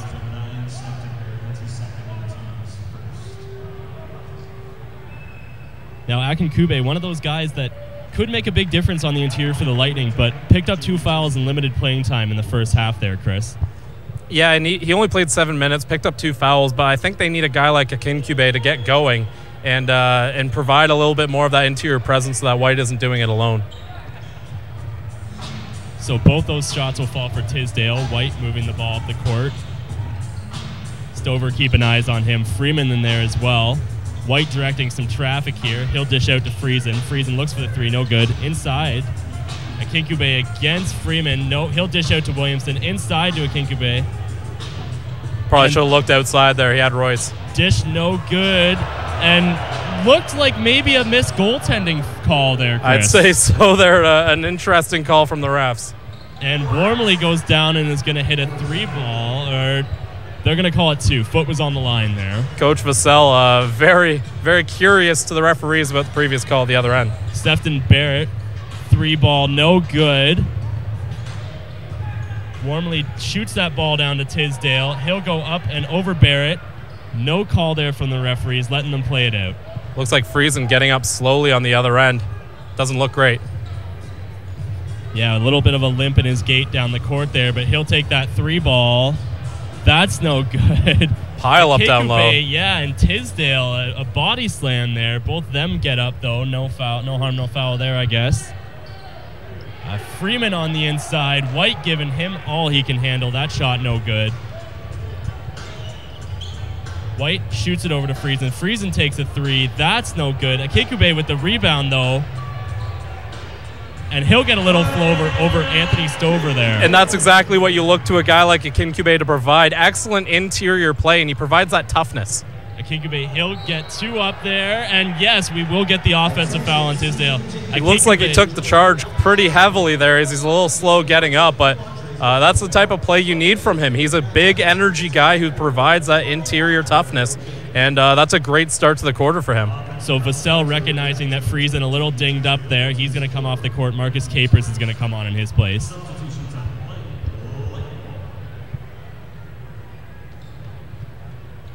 Now Friesen obviously not having the best game so far of the year, but you got to imagine if that's anything serious and he can't hit up the 4, that's going to for sure hurt the Lightning's shooting chances. Well, just merely their 3-point shooting and their ability to put players on the wing. If you have Anderson and Friesen missing time, that's a real rough go of it for the Lightning. White, deep shot to Akinkube. He's going to take the 3 ball, and just a little bit too much mustard on that shot there.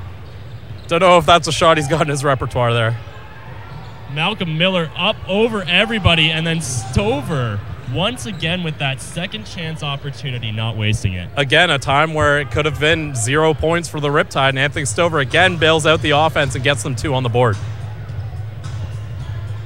Stover in there, close on White. Very dangerous pass there. Williamson almost loses the handle.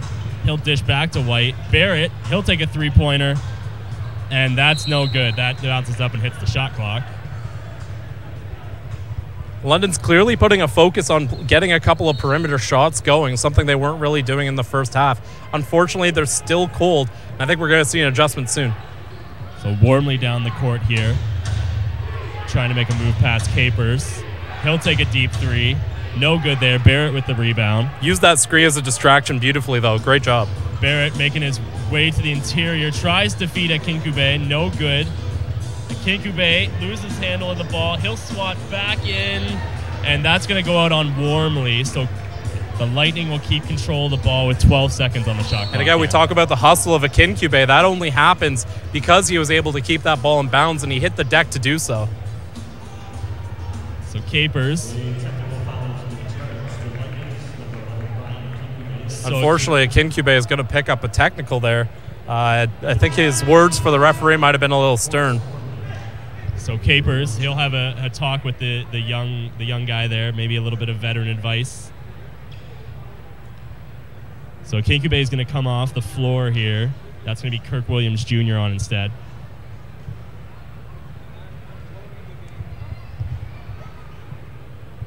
And again, that's where you just want to see a little bit more discipline out of him. He's put in a lot of good minutes there, but a foul takes him out of the game again. Keith Vassell he's still looking at the referee. He was having a conversation. I don't think the referee's coming back there. So Warmly will sink that technical.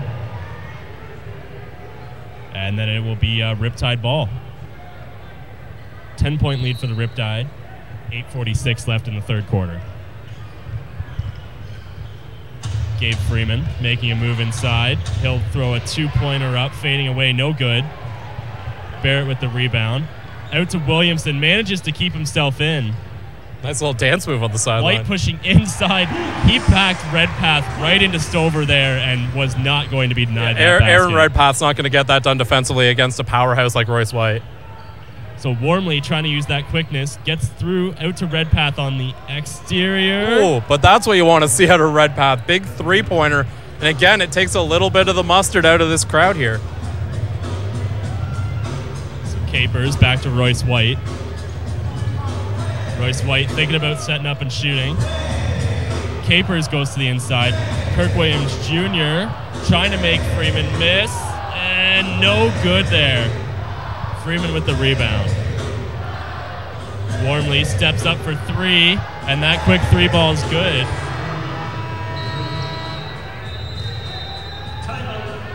And Keith Vassell's going to call the timeout here. The Riptide have now opened up a 14-point lead on the London Lightning, 69-55. You know, it comes down to making shots. London in that first half only shot 39% from the floor. And that's a case of just not gonna get it done.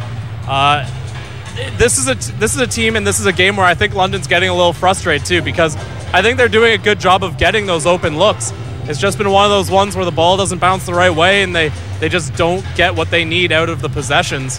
So I think for London, if I'm the coach, I'm saying, hey, you know, we got to tighten up defensively, but offensively, we're not going to keep missing shots if we keep working the ball the way we have. Unfortunately, they're running out of time for that to start to change. We talk a lot about the rubber band on these Lightning broadcasts and how you can stretch and stretch and stretch, but as long as it doesn't break, your team's okay. London very close to having the snap there, and they're going to have to make sure they bounce back. Well, we've already seen a Kinkube pick up that technical foul, perhaps with some harsh words either to the Riptide or the referees. And really, it's just going to be about controlling tempers and controlling the ball the rest of the way here. And this is a game that it's almost a bit of a trap where you're going to get guys frustrated. You're going to have fouls called against you because it's going to be such a physical one. So it's one where you just got to make sure that cooler heads prevail. All right, so we're going to head back to the court here. The Lightning with the inbound. So Barrett over to Kirk Williams Jr. well up the court. White's going to come in hard on Stover. Bucket won't fall, but he's going to pick up the foul. It looks like Warmly's trying to pick up the foul for his team there, but Anthony Stover is going to take that. Luckily for the Riptide, that's only the first on Anthony Stover. Anytime you can keep your big man clean like that, that's been a good start to a game. So Royce White shoot two here.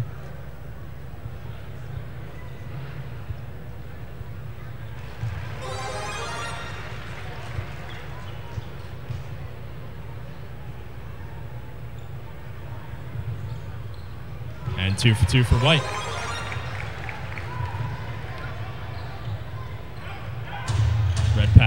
back to Wormley.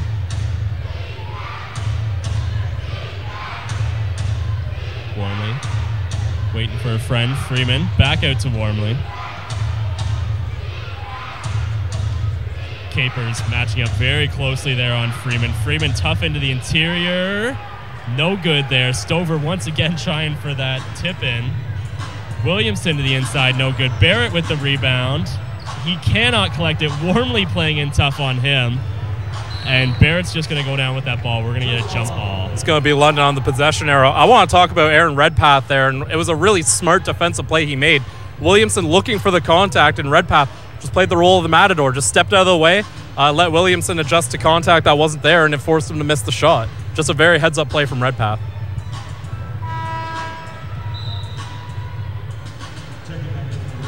So Isom's going to come on here for Stover. He'll step off for a little bit. Barrett into White. Isom right on White right away. Out to Kirk Williams Jr. Marcus Capers, 3-ball. No good. Aaron Redpath over to Gabe Freeman. And that's going to be a foul on Royce White.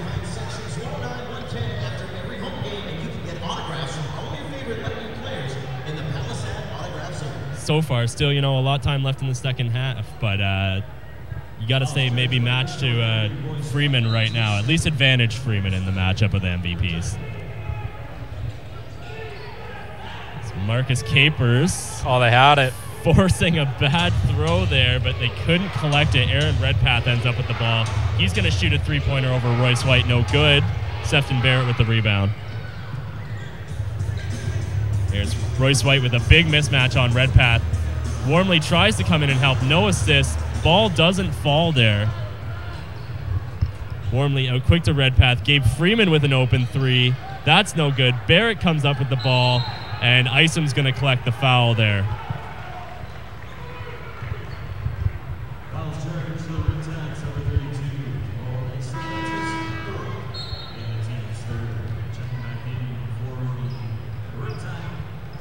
Otieno is going to come back in here for Isom, and Addison's going to come on for Malcolm Miller as well. I gotta say, with Otieno, we've seen him in the NBL before, but I think in terms of minutes, this might be the best opportunity he's had here in NBL Canada. It's kind of promising to see a Canadian guy like that getting those opportunities, those extra minutes. And you almost wonder if that rule to bring in an extra Canadian is a difference maker that gives him that opportunity. So Dixon Green also stepping on the court here for the Lightning. Makes a difference right away, dropping that 3-ball. Well, speaking of Canadians making a difference, Dixon Green right on cue. Thank you for making my point there for me. So Wormley trying to lose Marcus Capers. Oh, and a bad pass that Freeman finds. And they're going to get an offensive foul on Freeman there, the extension on the arm. Yeah, it was a good call by the ref, too, to pick up on that.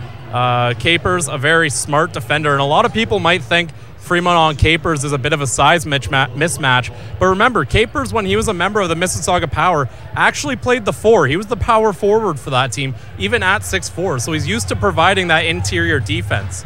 So Freeman will go off after the foul. Malcolm Miller, who only spent about 20 seconds on the bench, comes back right in the game.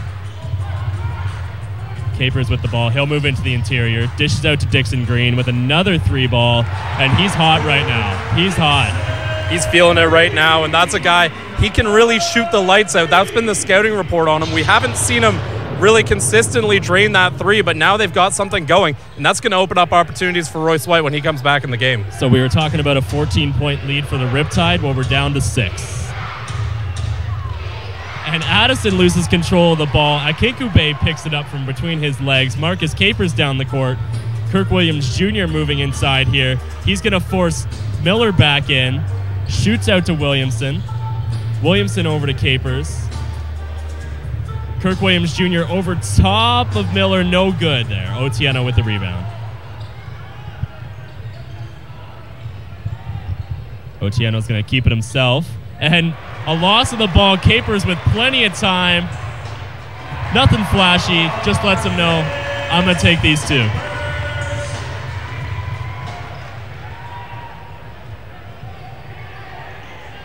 And Warmly with the big deep 3-ball and no good. That was not a pretty shot there. That's a bit of a letdown there because London again has a lot of momentum on their side. We've seen this run. Now it's a matter of being able to turn that run into a lead. So far, London hasn't led by more than 1 at any point in this game, and it's been a while since they had that lead. So for London, if they're able to come back and get themselves back into this game, they're very close now. They just got to see if they can go over the edge. You know you can't score 14 points at once when you call that timeout. It's all about good defensive possessions and making it count on offense, and so far very little wasted for the Lightning. No good there for Dixon Green. He's knocked down on the shot. Vassell doesn't like it at all, and he's letting the ref know it on the way by. Otieno with the 3-ball at the other end. Ooh. That's no good. Got to convert on that one, wide open. Kirk Williams Jr. is making his way down. Moving quickly here, Dixon Green again with the ball. He'll make a quick move along that baseline and up and over, and Dixon Green is hot right now. He's feeling it, and if I'm the London Lightning, I'm just feeding him the ball right now. He's got it going. So the Riptide trying to make something happen and slowing this London Lightning momentum. Binney in here with the dish into Addison. He'll lose the handle on the ball, and another turnover for the Riptide. And after a timeout and a 14-point lead, the Riptide have yet to score a basket since. And I love the adjustments by Keith Vassell. I like how funky he gets with his lineups. You can see a different lineup coming out of any timeout. It's really unique how he does it, too. So, I mean, this is a lineup we hadn't seen really all year until just now, and he's got it working, and a 14-point difference has just turned into 2. The Riptide playing very tight defense out there. Akinkube with a floater from the top. Great of the rebound. Key. Great Dixon rebound. Green, give that man the ball because he is hot right now. And this for the chance for the Lightning lead, the first time since early in the second quarter. Well, Dixon Green that time, as we're going to see a timeout from the Riptide that I think they had to take probably a little bit earlier. But Dixon Green that time, he's saying, you don't want to give me the ball? Fine, I'm going to go get it and get my 2 points. What a play from Dixon Green, who was boxed out perfectly but still made it work and gets this team back into the game. Tie game 69-all. This is going to be a wild finish. So Nelson Taroba, new head coach in the Riptide. Do you think maybe a little late on that timeout there, as you mentioned? Well, he's an experienced coach. I don't take anything away from him. I just think I would have looked at the run that London was on. I would have noticed the fact that he didn't have Freeman out there. He didn't have a lot of his starters out there. So I think he was trying to let them play through it. But I don't know if that's the group that I would have let play through. I would have wanted to put guys like, I would have wanted to call the timeout, get guys like Freeman back in the game, get guys like Stover, and see if they could stop the momentum a bit. It's been a game of runs so far. It seems to be the Riptide get ahead, the Lightning come back. The Riptide get ahead, the Lightning come back. The Lightning really need to sustain this to get themselves a win and get out of here. Well, as far as the chess match of coaching, anytime there's been a timeout, we've seen the adjustments, and that's caused the momentum swings. St. John there, they called the timeout. Now it's their turn to make the adjustments and see if they can stop London. London's got to come out of this and see if they can change the pattern that's been happening all game. Almost every run that either team has had has coincided with a timeout being called just before that run. So this is going to be where the chess match comes into play. Which coach can make the adjustments that's going to give his team the lead here? So back from the timeout here, Dixon Green's going to take his foul, his +1 here. And no good, but the rebound almost comes up in Lightning hands. Warmly charging in hard on Capers, but no, he'll dish out to Miller. Miller making a move in himself. That's great, 2 off the glass. Great effort there from Malcolm Miller. So Capers down the court here. Williamson backing up Warmly, and he'll go in, and a big block by Stover. That's the difference Stover can bring into a game with that play right there. And we're feeding Redpath out there, but Dixon Green on him quick, knowing how lethal of a shooter he can be out on the edge. It's interesting, coming out of that timeout, only one lineup change for both teams, and that was Stover coming into the game. And a deep ball there from Miller. That's not going to go with the Kinkube in front of him. Dixon Green down the court. He'll get to Williamson. Williamson out to Kirk Williams Jr. He'll take a 3-ball from the edge. That's no good. So Binney with the ball, settling things down a little bit here. Vinny trying to move past Kinkube. Aaron Redpath on the edge. No good on the 3-ball. Williamson will collect that rebound easy. I love that Vassell stuck with this lineup. This is the lineup that got you back into the game. Let them see if they can be the lineup that gets you over that hump. Dixon Green here. The hot hand right now. Moves into the interior. Little step back jumper. No good there off the glass. Must not have called it. So Binney out to Miller. Miller moving inside on the overmatched Dixon Green. That won't go. Miller gets his own rebound, though. Really letting them play on the inside there. Capers over to Williamson. Williamson's going to take that ball, and they will call a charge on Garrett Williamson. Just on the other end there, Malcolm Miller, very slow to get up. I don't think he enjoyed the contact down there. Heads-up play by, I believe that was Binney drawing that charge there. We've seen Williamson make that play a bunch of times, so that's one where the tape told the tale, and Binney did a good job of making sure he was in the way. So Warmly down the court here. Up against the much bigger Kinkube, trying to make a move inside. Feeds Miller on the edge, and that three-pointer will fall. That's a draining three-pointer for the London Lightning to have Miller make that shot. You had all the momentum going your way, and now Riptide put together a little bit of a run, and they're going to try to keep that going. So Marcus Capers out to Garrett Williamson. Williamson back out to Capers. Capers inside to a Kinkube. Hard on Stover. Little floater over Anthony Stover. And that's really what you want to see. Playing him physical and getting him in foul trouble. Only Stover's second foul of the game. And that's a great job by a Kinkube, recognizing he has Stover on him. And in terms of pure strength, I think your Kinkube's got the advantage that way. So bump into him, make it difficult on him. He used his shoulder to get himself that space so that he could make that hook over the lanky Stover and turn it into 2 points, potentially 3 at the line. So Stover's going to take a seat here after the foul. Addison's going to come in his place.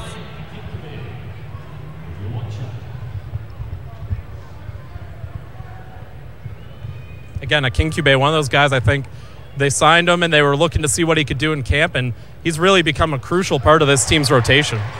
And he puts it down to keep the game close. 2 points game. We're under a minute here. The Riptide 74, the Lightning 72. Addison dishes out to Warmly. Over to Malcolm Miller. Miller out to Redpath. Redpath into the interior. A Kinkube with hands up. Great contact, but not the foul. Great move there. Williamson out to Dixon Green. Dixon Green looking for some space inside. He'll go off the glass. No good. Marcus Capers collects that rebound. Great hustle here by the Lightning. Dixon Green, deep 3-ball. No good. Capers, a Kinkube. Wow. Great job by the Lightning there to stick with the ball.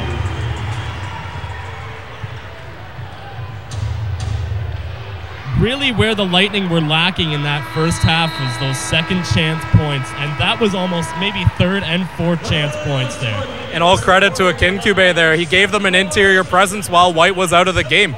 That's a huge difference for this Lightning team, having that guy who can be the crasher and banger inside, make life difficult on the Stovers and Freemans of Riptide. And he did exactly that. That's everything you can ask for from the big man. And then you also got to give a shout out to Martin Dixon Green, another newcomer, another guy who had to earn his spot in camp, who's come in, had a very hot third quarter there, able to put up some points quickly and kept the Lightning in the game at a time where it looked like maybe they were fading out of it. So at the end of the third quarter, we've got a tie game here in London, 74-74. The Lightning have really corrected the ship.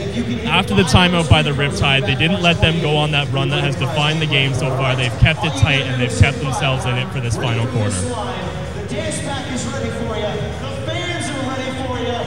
Do you expect maybe the lineups to go back to more what we saw to start the game to maybe finish out the game there with the big guns on the floor for both teams? Yeah, I think opening the quarter we're going to see the main starters for these teams who have now been rested, have been on the bench for a while. We're going to see them come into the game. Now we don't have live stats, so we got to figure out the foul situation for a couple of those guys. But there's going to be a couple guys who I think you maybe have to watch the fouls early in the quarter to make sure that they're available for later in the game. But already looking at who's coming onto the court, we're seeing guys like Addison, guys like Tisdale, who started the game coming into the lineup for St. John.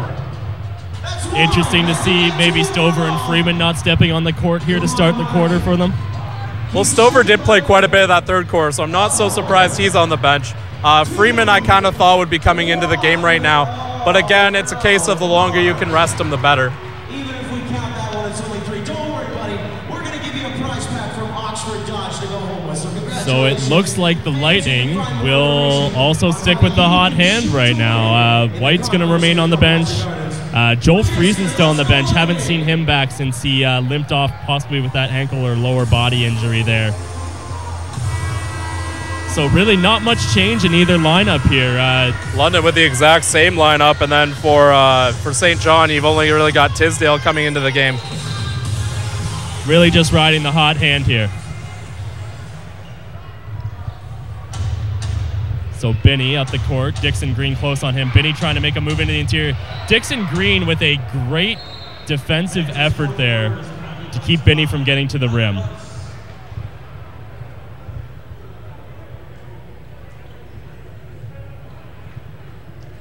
So Warmly with the inbound here, sorry. Looking for anybody open right now. Once again, having to throw that inbound pass deep out. You mentioned earlier the shorter Warmly throwing those inbound passes with the Lightning able to keep a taller player in front of him. And lots of second chances points there. The Riptide, it looks like Addison, I believe, will get credit for that basket there. He really wanted the call. He's lucky he didn't get attacked the way he was screaming at the ref there. So Dixon Green, the hot hand, dishing out to Williamson. Williamson in tough on Binney. The basket won't go. Akinkube tries to finish the flush there. And it looks like the Lightning will get a foul call here. I believe the foul's going to be on Addison there. Jennifer, and she is now scored a bunch of free stuff. The Northern Fan Zone backdrop beside merchandise is where you can find more information and take a selfie at our next home game. So Williamson to shoot 2 here. Congrats, Jennifer. Yeah, baby. That foul actually going to go on Malcolm Miller there. Only his first of the game, though. Williamson misses the first shot, though. And Kirk Williams Jr. is going to take a seat on the bench there. Royce White back on the floor for the Lightning.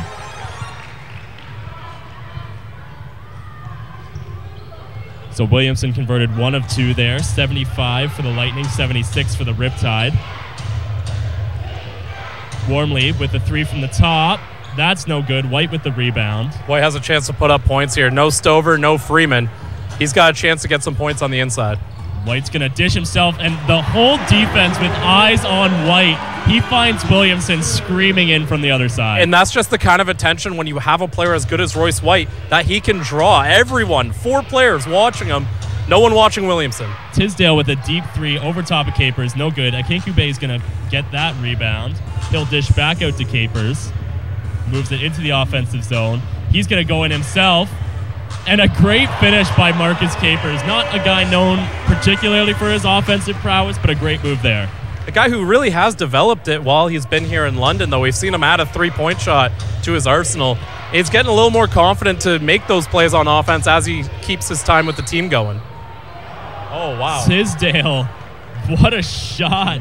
Really from his waistline there, throws the ball up while taking a foul, and he'll get the end one. Circus is in town with that shot. Great finish. So Stover and Isom are going to step on here for Addison and Miller.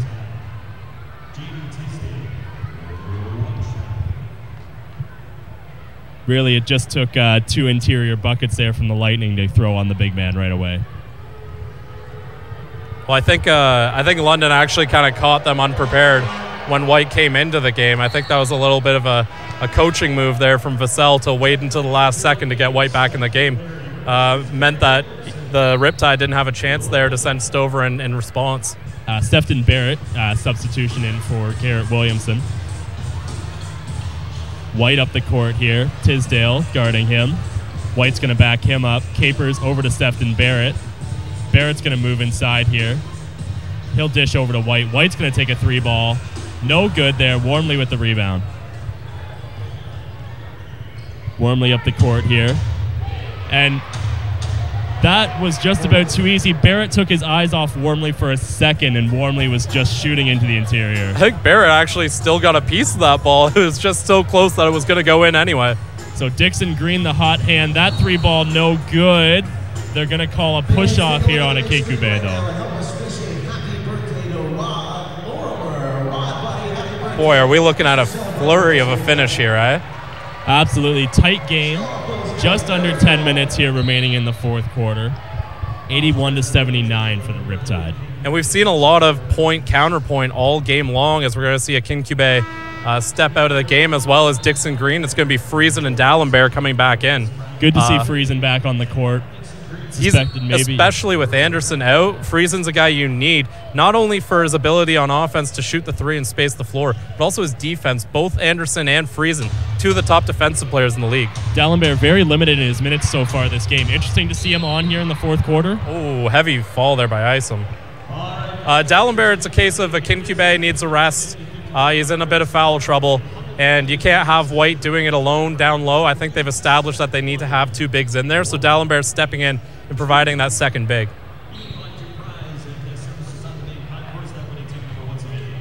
So Wormley over to Stover. Stover out to Binney. So they'll pass off there. Barrett. Sorry, that's Binney. Sorry, my apologies. In on the interior. And I believe that is Dallenberg with his foul. 4 fouls already early for the Lightning. Not a very good sign if you're looking to keep the Riptide off the board here in the fourth.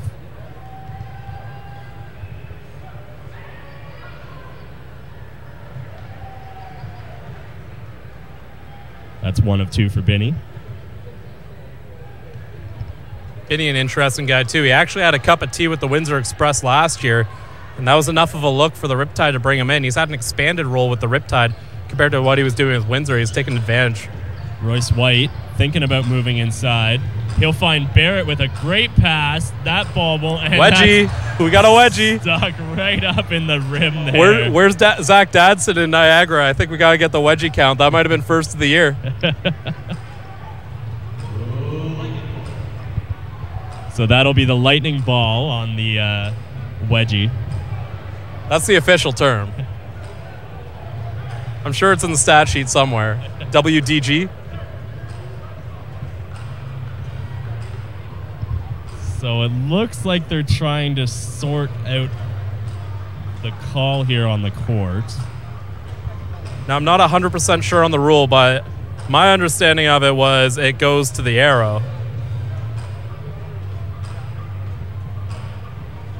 I think that's what they're trying to figure out, who it would go to.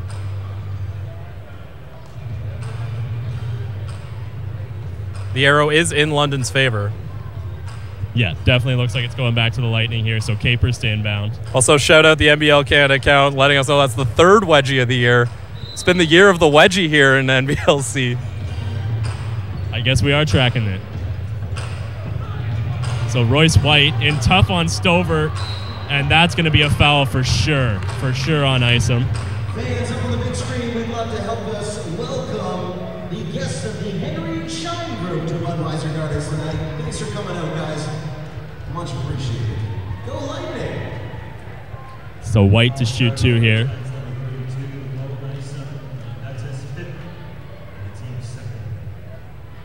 So that's Isom's 5th.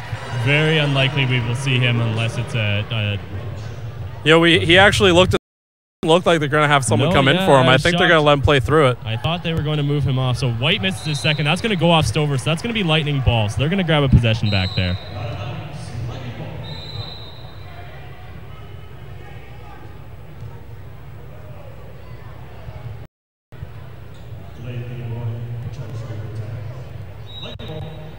And it looked like the Riptide just picked up a delay of game warning. After losing the ball there, Stover placed it on the edge of the court.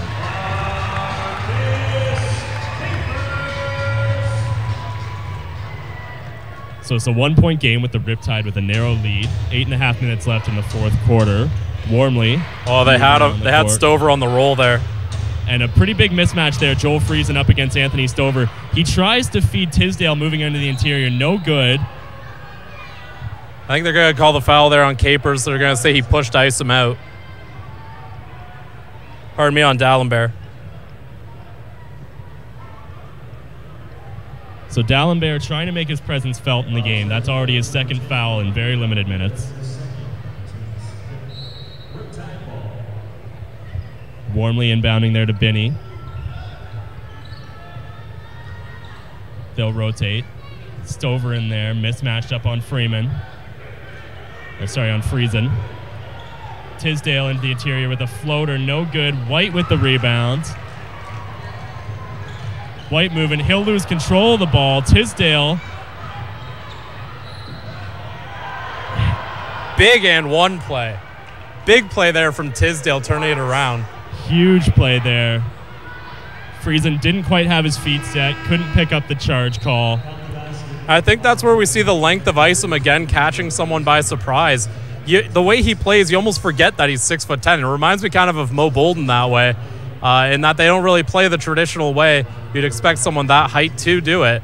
But that time, Isom forcing the steal and Tisdale going back the other way for the end one opportunity. That's also 6 fouls on London. Next one puts them over the limit. And next one is going to send St. John to the line. With 8 minutes left in the fourth quarter, that's crucial. So Tisdale can't convert that and one. Keeps it a one-shot game here. White down the court. Feeds Friesen. Friesen moving in on the much smaller Warmly. Tries to go to Kirk Williams Jr. That's going to go up and under, and Binney's going to pick up the foul here on Kirk Williams Jr.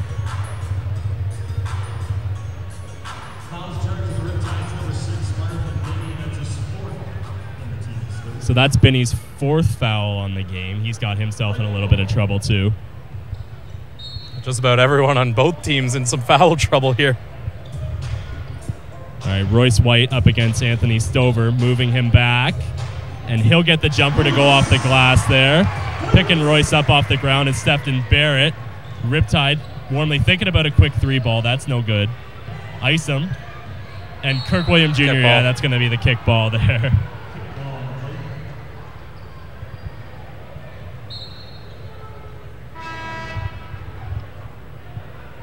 So here comes the former MVP, Gabe Freeman, back into the game, and there goes Isom.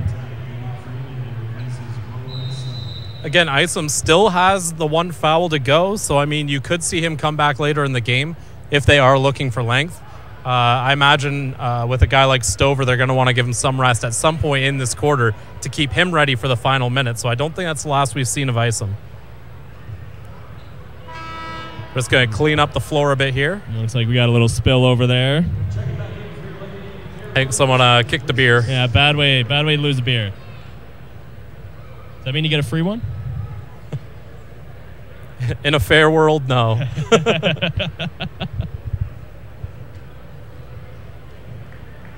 All right. So I want to give a shout out to Chuck Miller, adding into he's a league statistician, adding Anthony Stover's got 6 blocked shots tonight, 1 more block, and he will tie the record of 7 blocks that Stover himself set last year against the Orangeville A's. And again, this must have been a very full beer.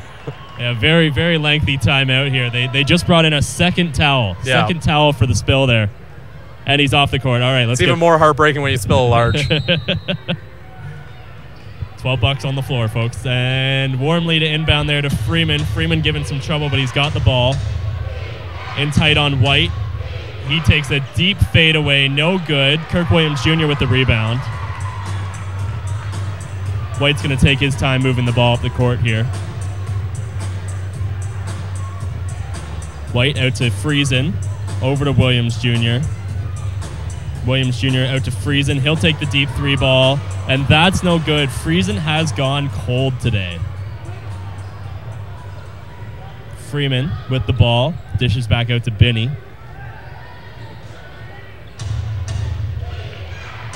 Binney. Tisdale with the ball.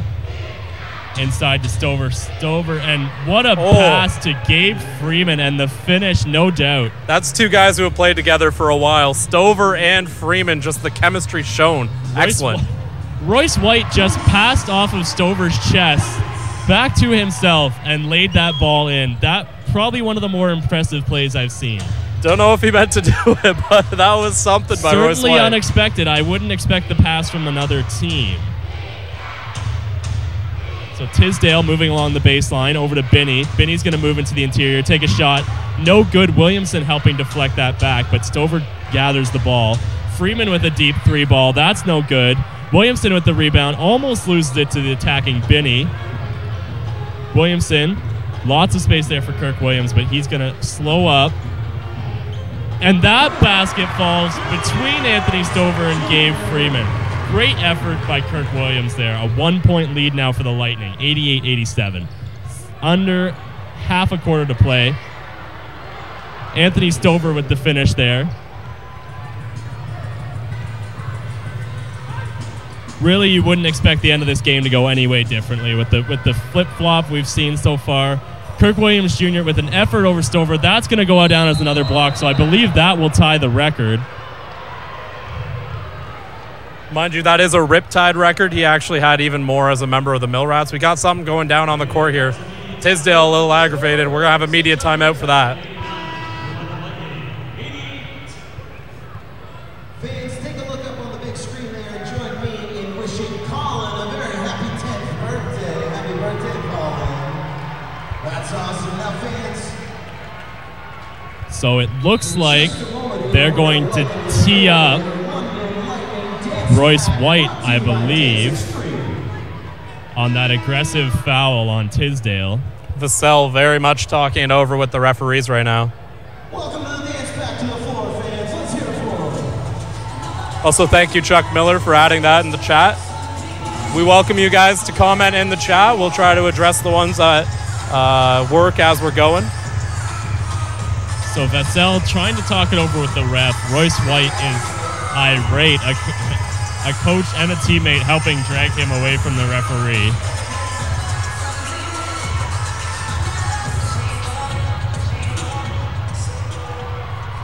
So we'll wait for the official announcement, but as far as we know right now, it's just the one tech handed to Royce White.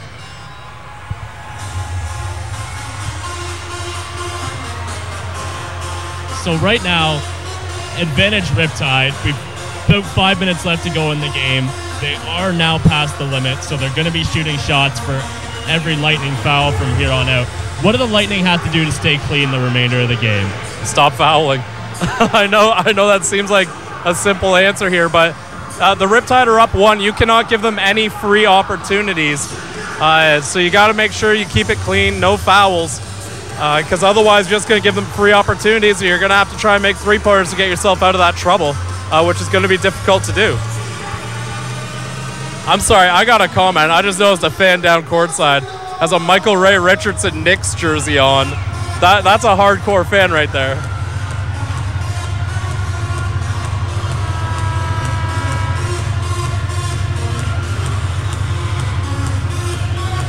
An impressive shout out from But staying with this game here, London, they just got to keep it clean. And honestly, I know it's something I've been saying all game, but they haven't been able to get it to work. They need to get some 3-point shots because as much as I say keep it clean, inevitably you're going to end up fouling them at some point, giving them those free shots. So why I say make those threes is because then you make up that extra point you might be giving up at the free throw line. I'd also be trying to get physical on the inside on offense and see if you can get St. John into the same foul territory that you're in. Team fouls right now, 7 for London, 3 for the Riptide in this quarter. So White still talking it over with the referee after the media timeout. Tisdale's going to take his shots here. So he'll sink 1.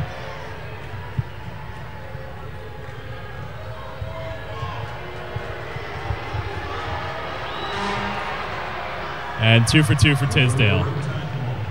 So 3-point lead for the Riptide, 91-88.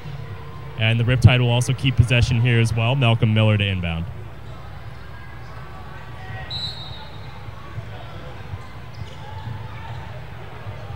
So Miller almost throws it back across the timeline. Warmly, smartly playing the ball. Gabe Freeman thought about a 3-point ball.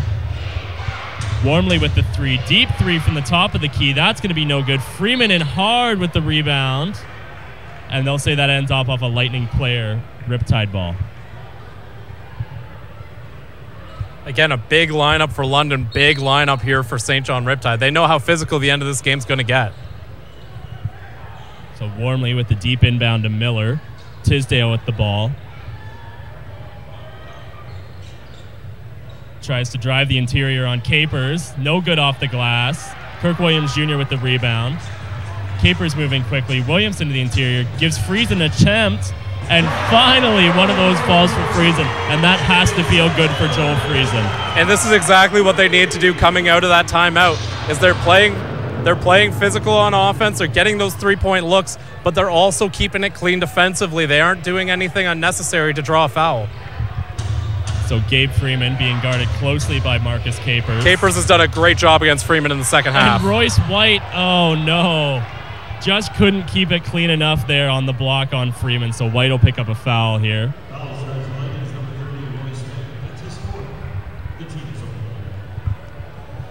White with his fourth foul, and again, London over the limit means free throws for the Riptide.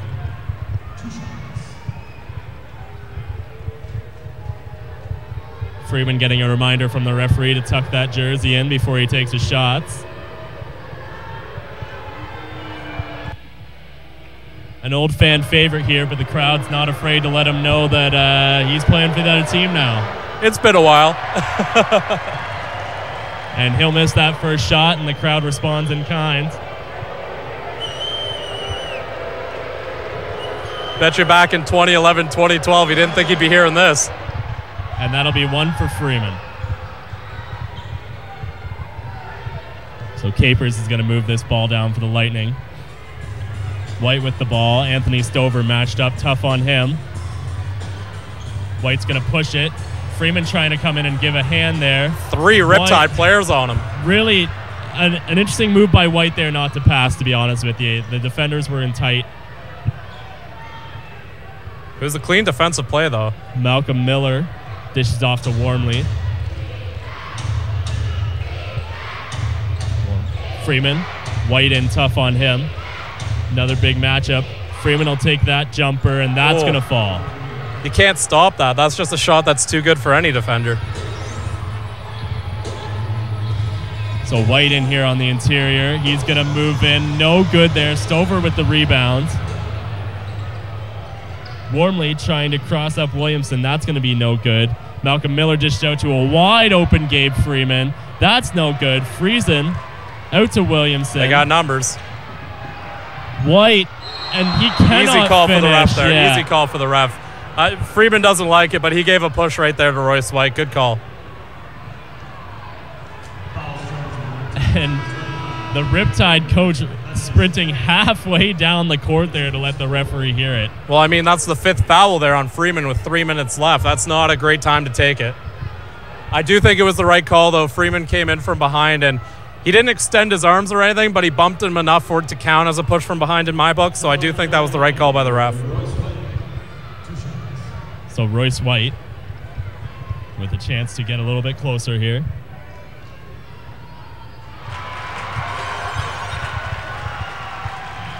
You know, every shot matters in this game, but these free throws, you can't just let these points get away from you right now. Well, I always say you got to make your free throws, kids. They're the most important shot in basketball. So White. Is that another foul on Freeman there? No, they're going to say that was on Capers. Yeah. Okay. Capers coming in too early there. I was going to say that would be an awful place to lose Freeman. So 2-point game here. Riptide up 94-92. Just about 3 minutes left remaining in the corner. Miller with a 3-ball over White. That's no good. Stover trying to knock it loose, but the Lightning hold on. Big stop there. Williamson moving in. Trying to find Kirk Williams Jr. on the interior. Friesen, 3-ball good, and he's on now, folks. And that's a clutch player. That's a clutch player who knows how to hit clutch shots. Great job by Joel Friesen. And then he's going to draw the foul on the other end. A terrible move by Tisdale. The full extension, bouncing Friesen off him, looking for the pass. And really just a Terrible time to take a foul there by Tisdale. Timeout there by the Riptide. They kind of have to stop this momentum. Great play from the London Lightning. Make some key stops on the defensive end, and then Friesen doing it both ends. Does a great job making that three. You almost thought he was going to make that extra pass. He took it himself because he knows how to make that shot in big games. Then coming back on the other end, he's playing tough defense. Tisdale getting annoyed with him, just throws the arm out, draws the foul. Great job, great play by Joel Friesen. So the London Lightning with a narrow lead now over the Riptide, 95-94. About 2.5 minutes left in the game here. Getting a little bit chippy, but controlled emotions are what's going to win this game tonight. And again for London, they did a great job. They were playing over the limit, and they did not foul, all aside from one foul in that entire span that we talked about it. And I mean, that's huge for them to not give those free opportunities away and to keep themselves in it. They made a couple threes. I mentioned that too, about how if they're going to have the free throws, if they're going to give away a few, because it's inevitable that you give away a couple, that you need to make those threes so you're catching up by that extra point. And they did exactly that. That was the best stretch they could have asked for with that time. All right, it's time to see if this timeout can go the Lightning's way as opposed to it swinging the Riptide's momentum back in their favor. The Lightning, they'll look like they won't come with any substitution changes. Royce White, Marcus Capers, Garrett Williamson, Kirk Williams Jr., and Joel Friesen all staying on the floor. We won't see any changes from the Riptide here either. Well, this is what you like to see. This is just best on best right now. So Royce White moves that ball down himself. He's going to go and attack the interior over Stover. Floats that bucket up. No good, though. Tisdale with the rebound. Marcus Capers playing tight on Wormley.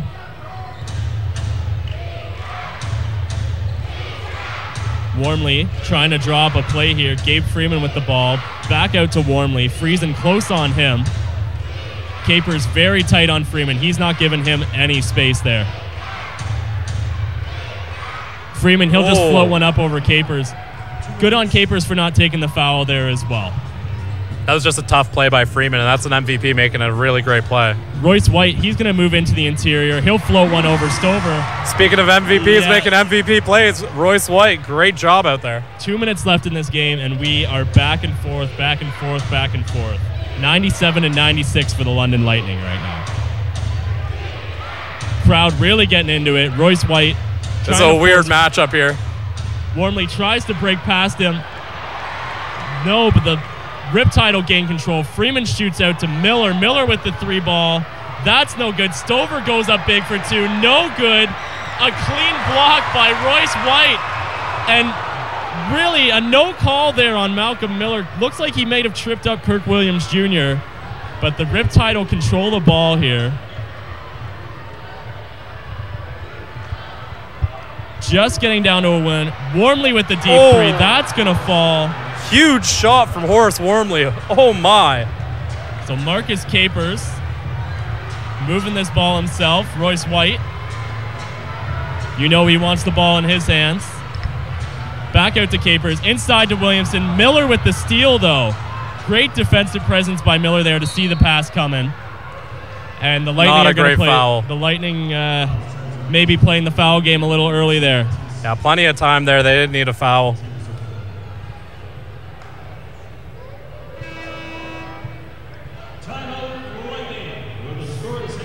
So the Lightning will step into a timeout here. Williamson kind of beating himself up, though. Kirk Williams going in there and being like, hey, it's all right, man. We got time. Ref telling the players to get to their bench. There was a bit of confusion.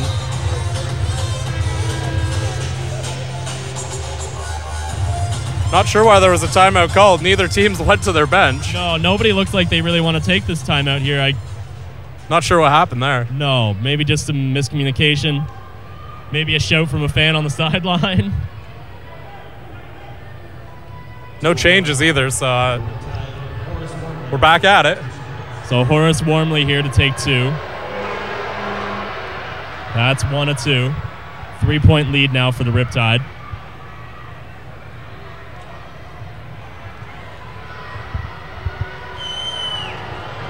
Crowd in full throat here, hoping to get involved, and warmly drains both. So we've got a 2-possession game here. Now we got a timeout. Yeah, now the Lightning are going to take that timeout. We got 44 seconds left in the game. So what I'm guessing happened there is the coach said, I'll take a timeout after these foul shots, and it ended up going right before. This is going to be London trying to draw up their offense and see what they can get going here.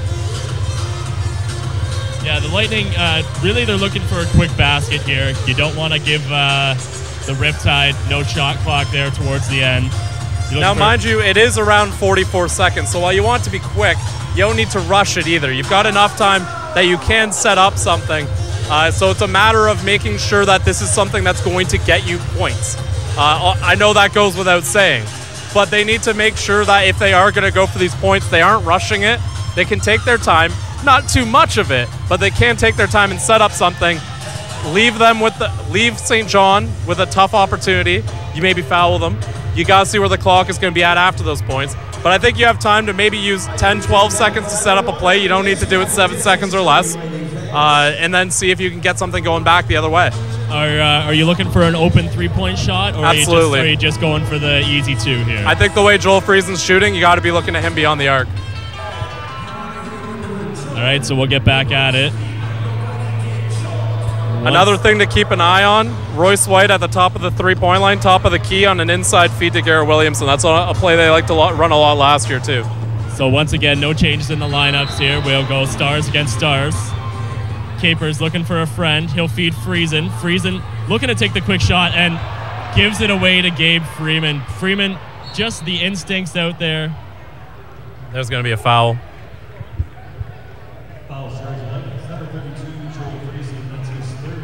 It's going to be Friesen. I like that foul. I know the time, but that time you're just sending him to the line when it was going to be an easy 2 the other way. They were in transition with numbers.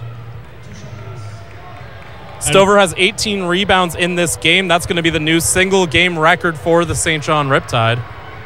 Thank you, Chuck. And Freeman, really a veteran move there, reading the play that the Lightning drew up. Friesen really not watching his pass there. Freeman able to step in front of it real easy. Well, they were looking for Friesen with the 3, but St. John did a great job of identifying what London was going to do, and were able to make the play. Now you got to go quick. So Kirk Williams Jr., deep 3 big, so you've got 30 seconds. You cannot... Don't need to foul. It looks like they're going to play the foul game. And that's Lightning ball. Did Wormley step out of bounds? I think that's what the ref on the baseline or on the sideline here is calling, an out of bounds. We've talked about those out-of-bound lines in London before playing a difference here. Well, a lot of arenas, a lot of the courts are going to have a thick border around it that's a different color. So you're able to really clearly, within your peripherals, see that line. In London, they don't have that. It's just that thin black line. So we see a lot more out-of-bounds calls here than I think you see in a lot of other arenas. And I think that time, Wormley just caught by the line. And the London Lightning now with an opportunity to tie this game up. A huge break that the Lightning have caught. You've got 25 seconds on the board. You've got time to give yourselves a good shot here. Are you going for the 3 to tie, or are you trying for 2 in the foul game? Are you taking the easy shot, or do you go for maybe the higher or the lower percentage shot here? I think if I'm the Lightning, I'm going for the tie. Because at least if you don't make it, you might even still have some time. I don't know if they're going to line up for the last shot. They might. But I would look at just getting that 3 wherever I can. I wouldn't necessarily be dead set on it being a buzzer beater if it doesn't have to be.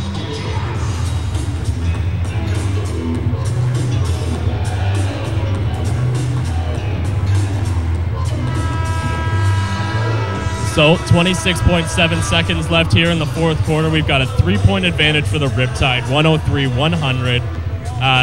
Really just a phenomenal game by both sides so far, and couldn't see an ending any other way, to be honest with you. So Capers is going to find the inbound here. He'll feed it into Williamson. Freeman guarding him closely. Williamson into Royce White. White will find... And really just an ugly shot attempt there. I understand Friesen was trying to draw the foul, but it wasn't coming there from the referees.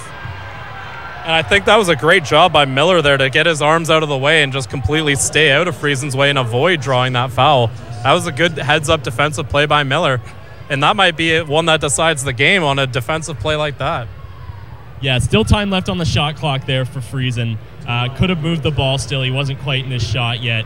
Maybe a little bit of a panic attempt there, trying to draw the foul. Well, I think for St. John, it was another easy play to read, and they had a long defender on Friesen. It was another time where you had Friesen at the top of the three-point line. It was the same play they ran earlier in this last minute. So Freeman sinks both free throws. The Lightning will move quickly here down court. Royce is just going to go and attack the interior, and he misses the easy lay-in. They got to get across half court, though. And looks like we'll call that the game for the Riptide. So time wears out here on the game. And despite a big effort by the Lightning being stuck double-digit points a couple times, they'll end up dropping this game to the St. John Riptide 105-100. Thank you for joining us in London this evening, folks. And we'll now move down to Aaron and Justin for the end-of-game broadcast.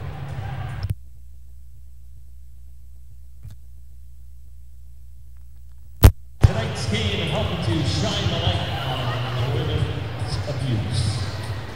Just a reminder, your Lightning will be back home Saturday, December 9th. It's a 7 visiting Answer Express. Once again, Saturday, December 9th.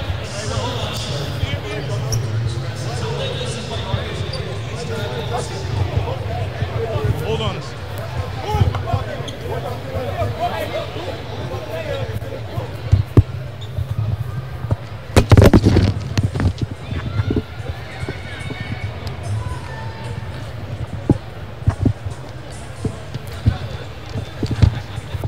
Well, the final score, gentlemen, 105-100. The Riptide take one home away from the London Lightning.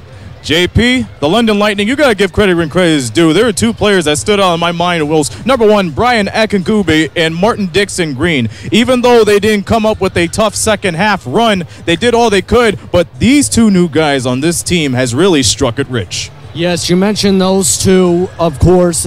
Akingubi getting 10 points along with 5 rebounds as well. You have Dixon Green getting 12 points overall because originally he had just maybe 4 in that first half, so able to step it up production-wise in the second half, but St. John was too much to tame essentially in that second half, and in a nail-biter here, it was an exciting finish for sure, but in the end, it was the interior defense from St. John that led them to the victory. And Riptide, they are knocking on the doors of history. Anthony Stover is now the leading leader in all-time rebounds in a single game with 18, and probably more than that. He had a terrific game, and I told you before, he was the dark horse of the Riptide, but boy, did he step up to the occasion. Yes, absolutely huge tonight, in fact.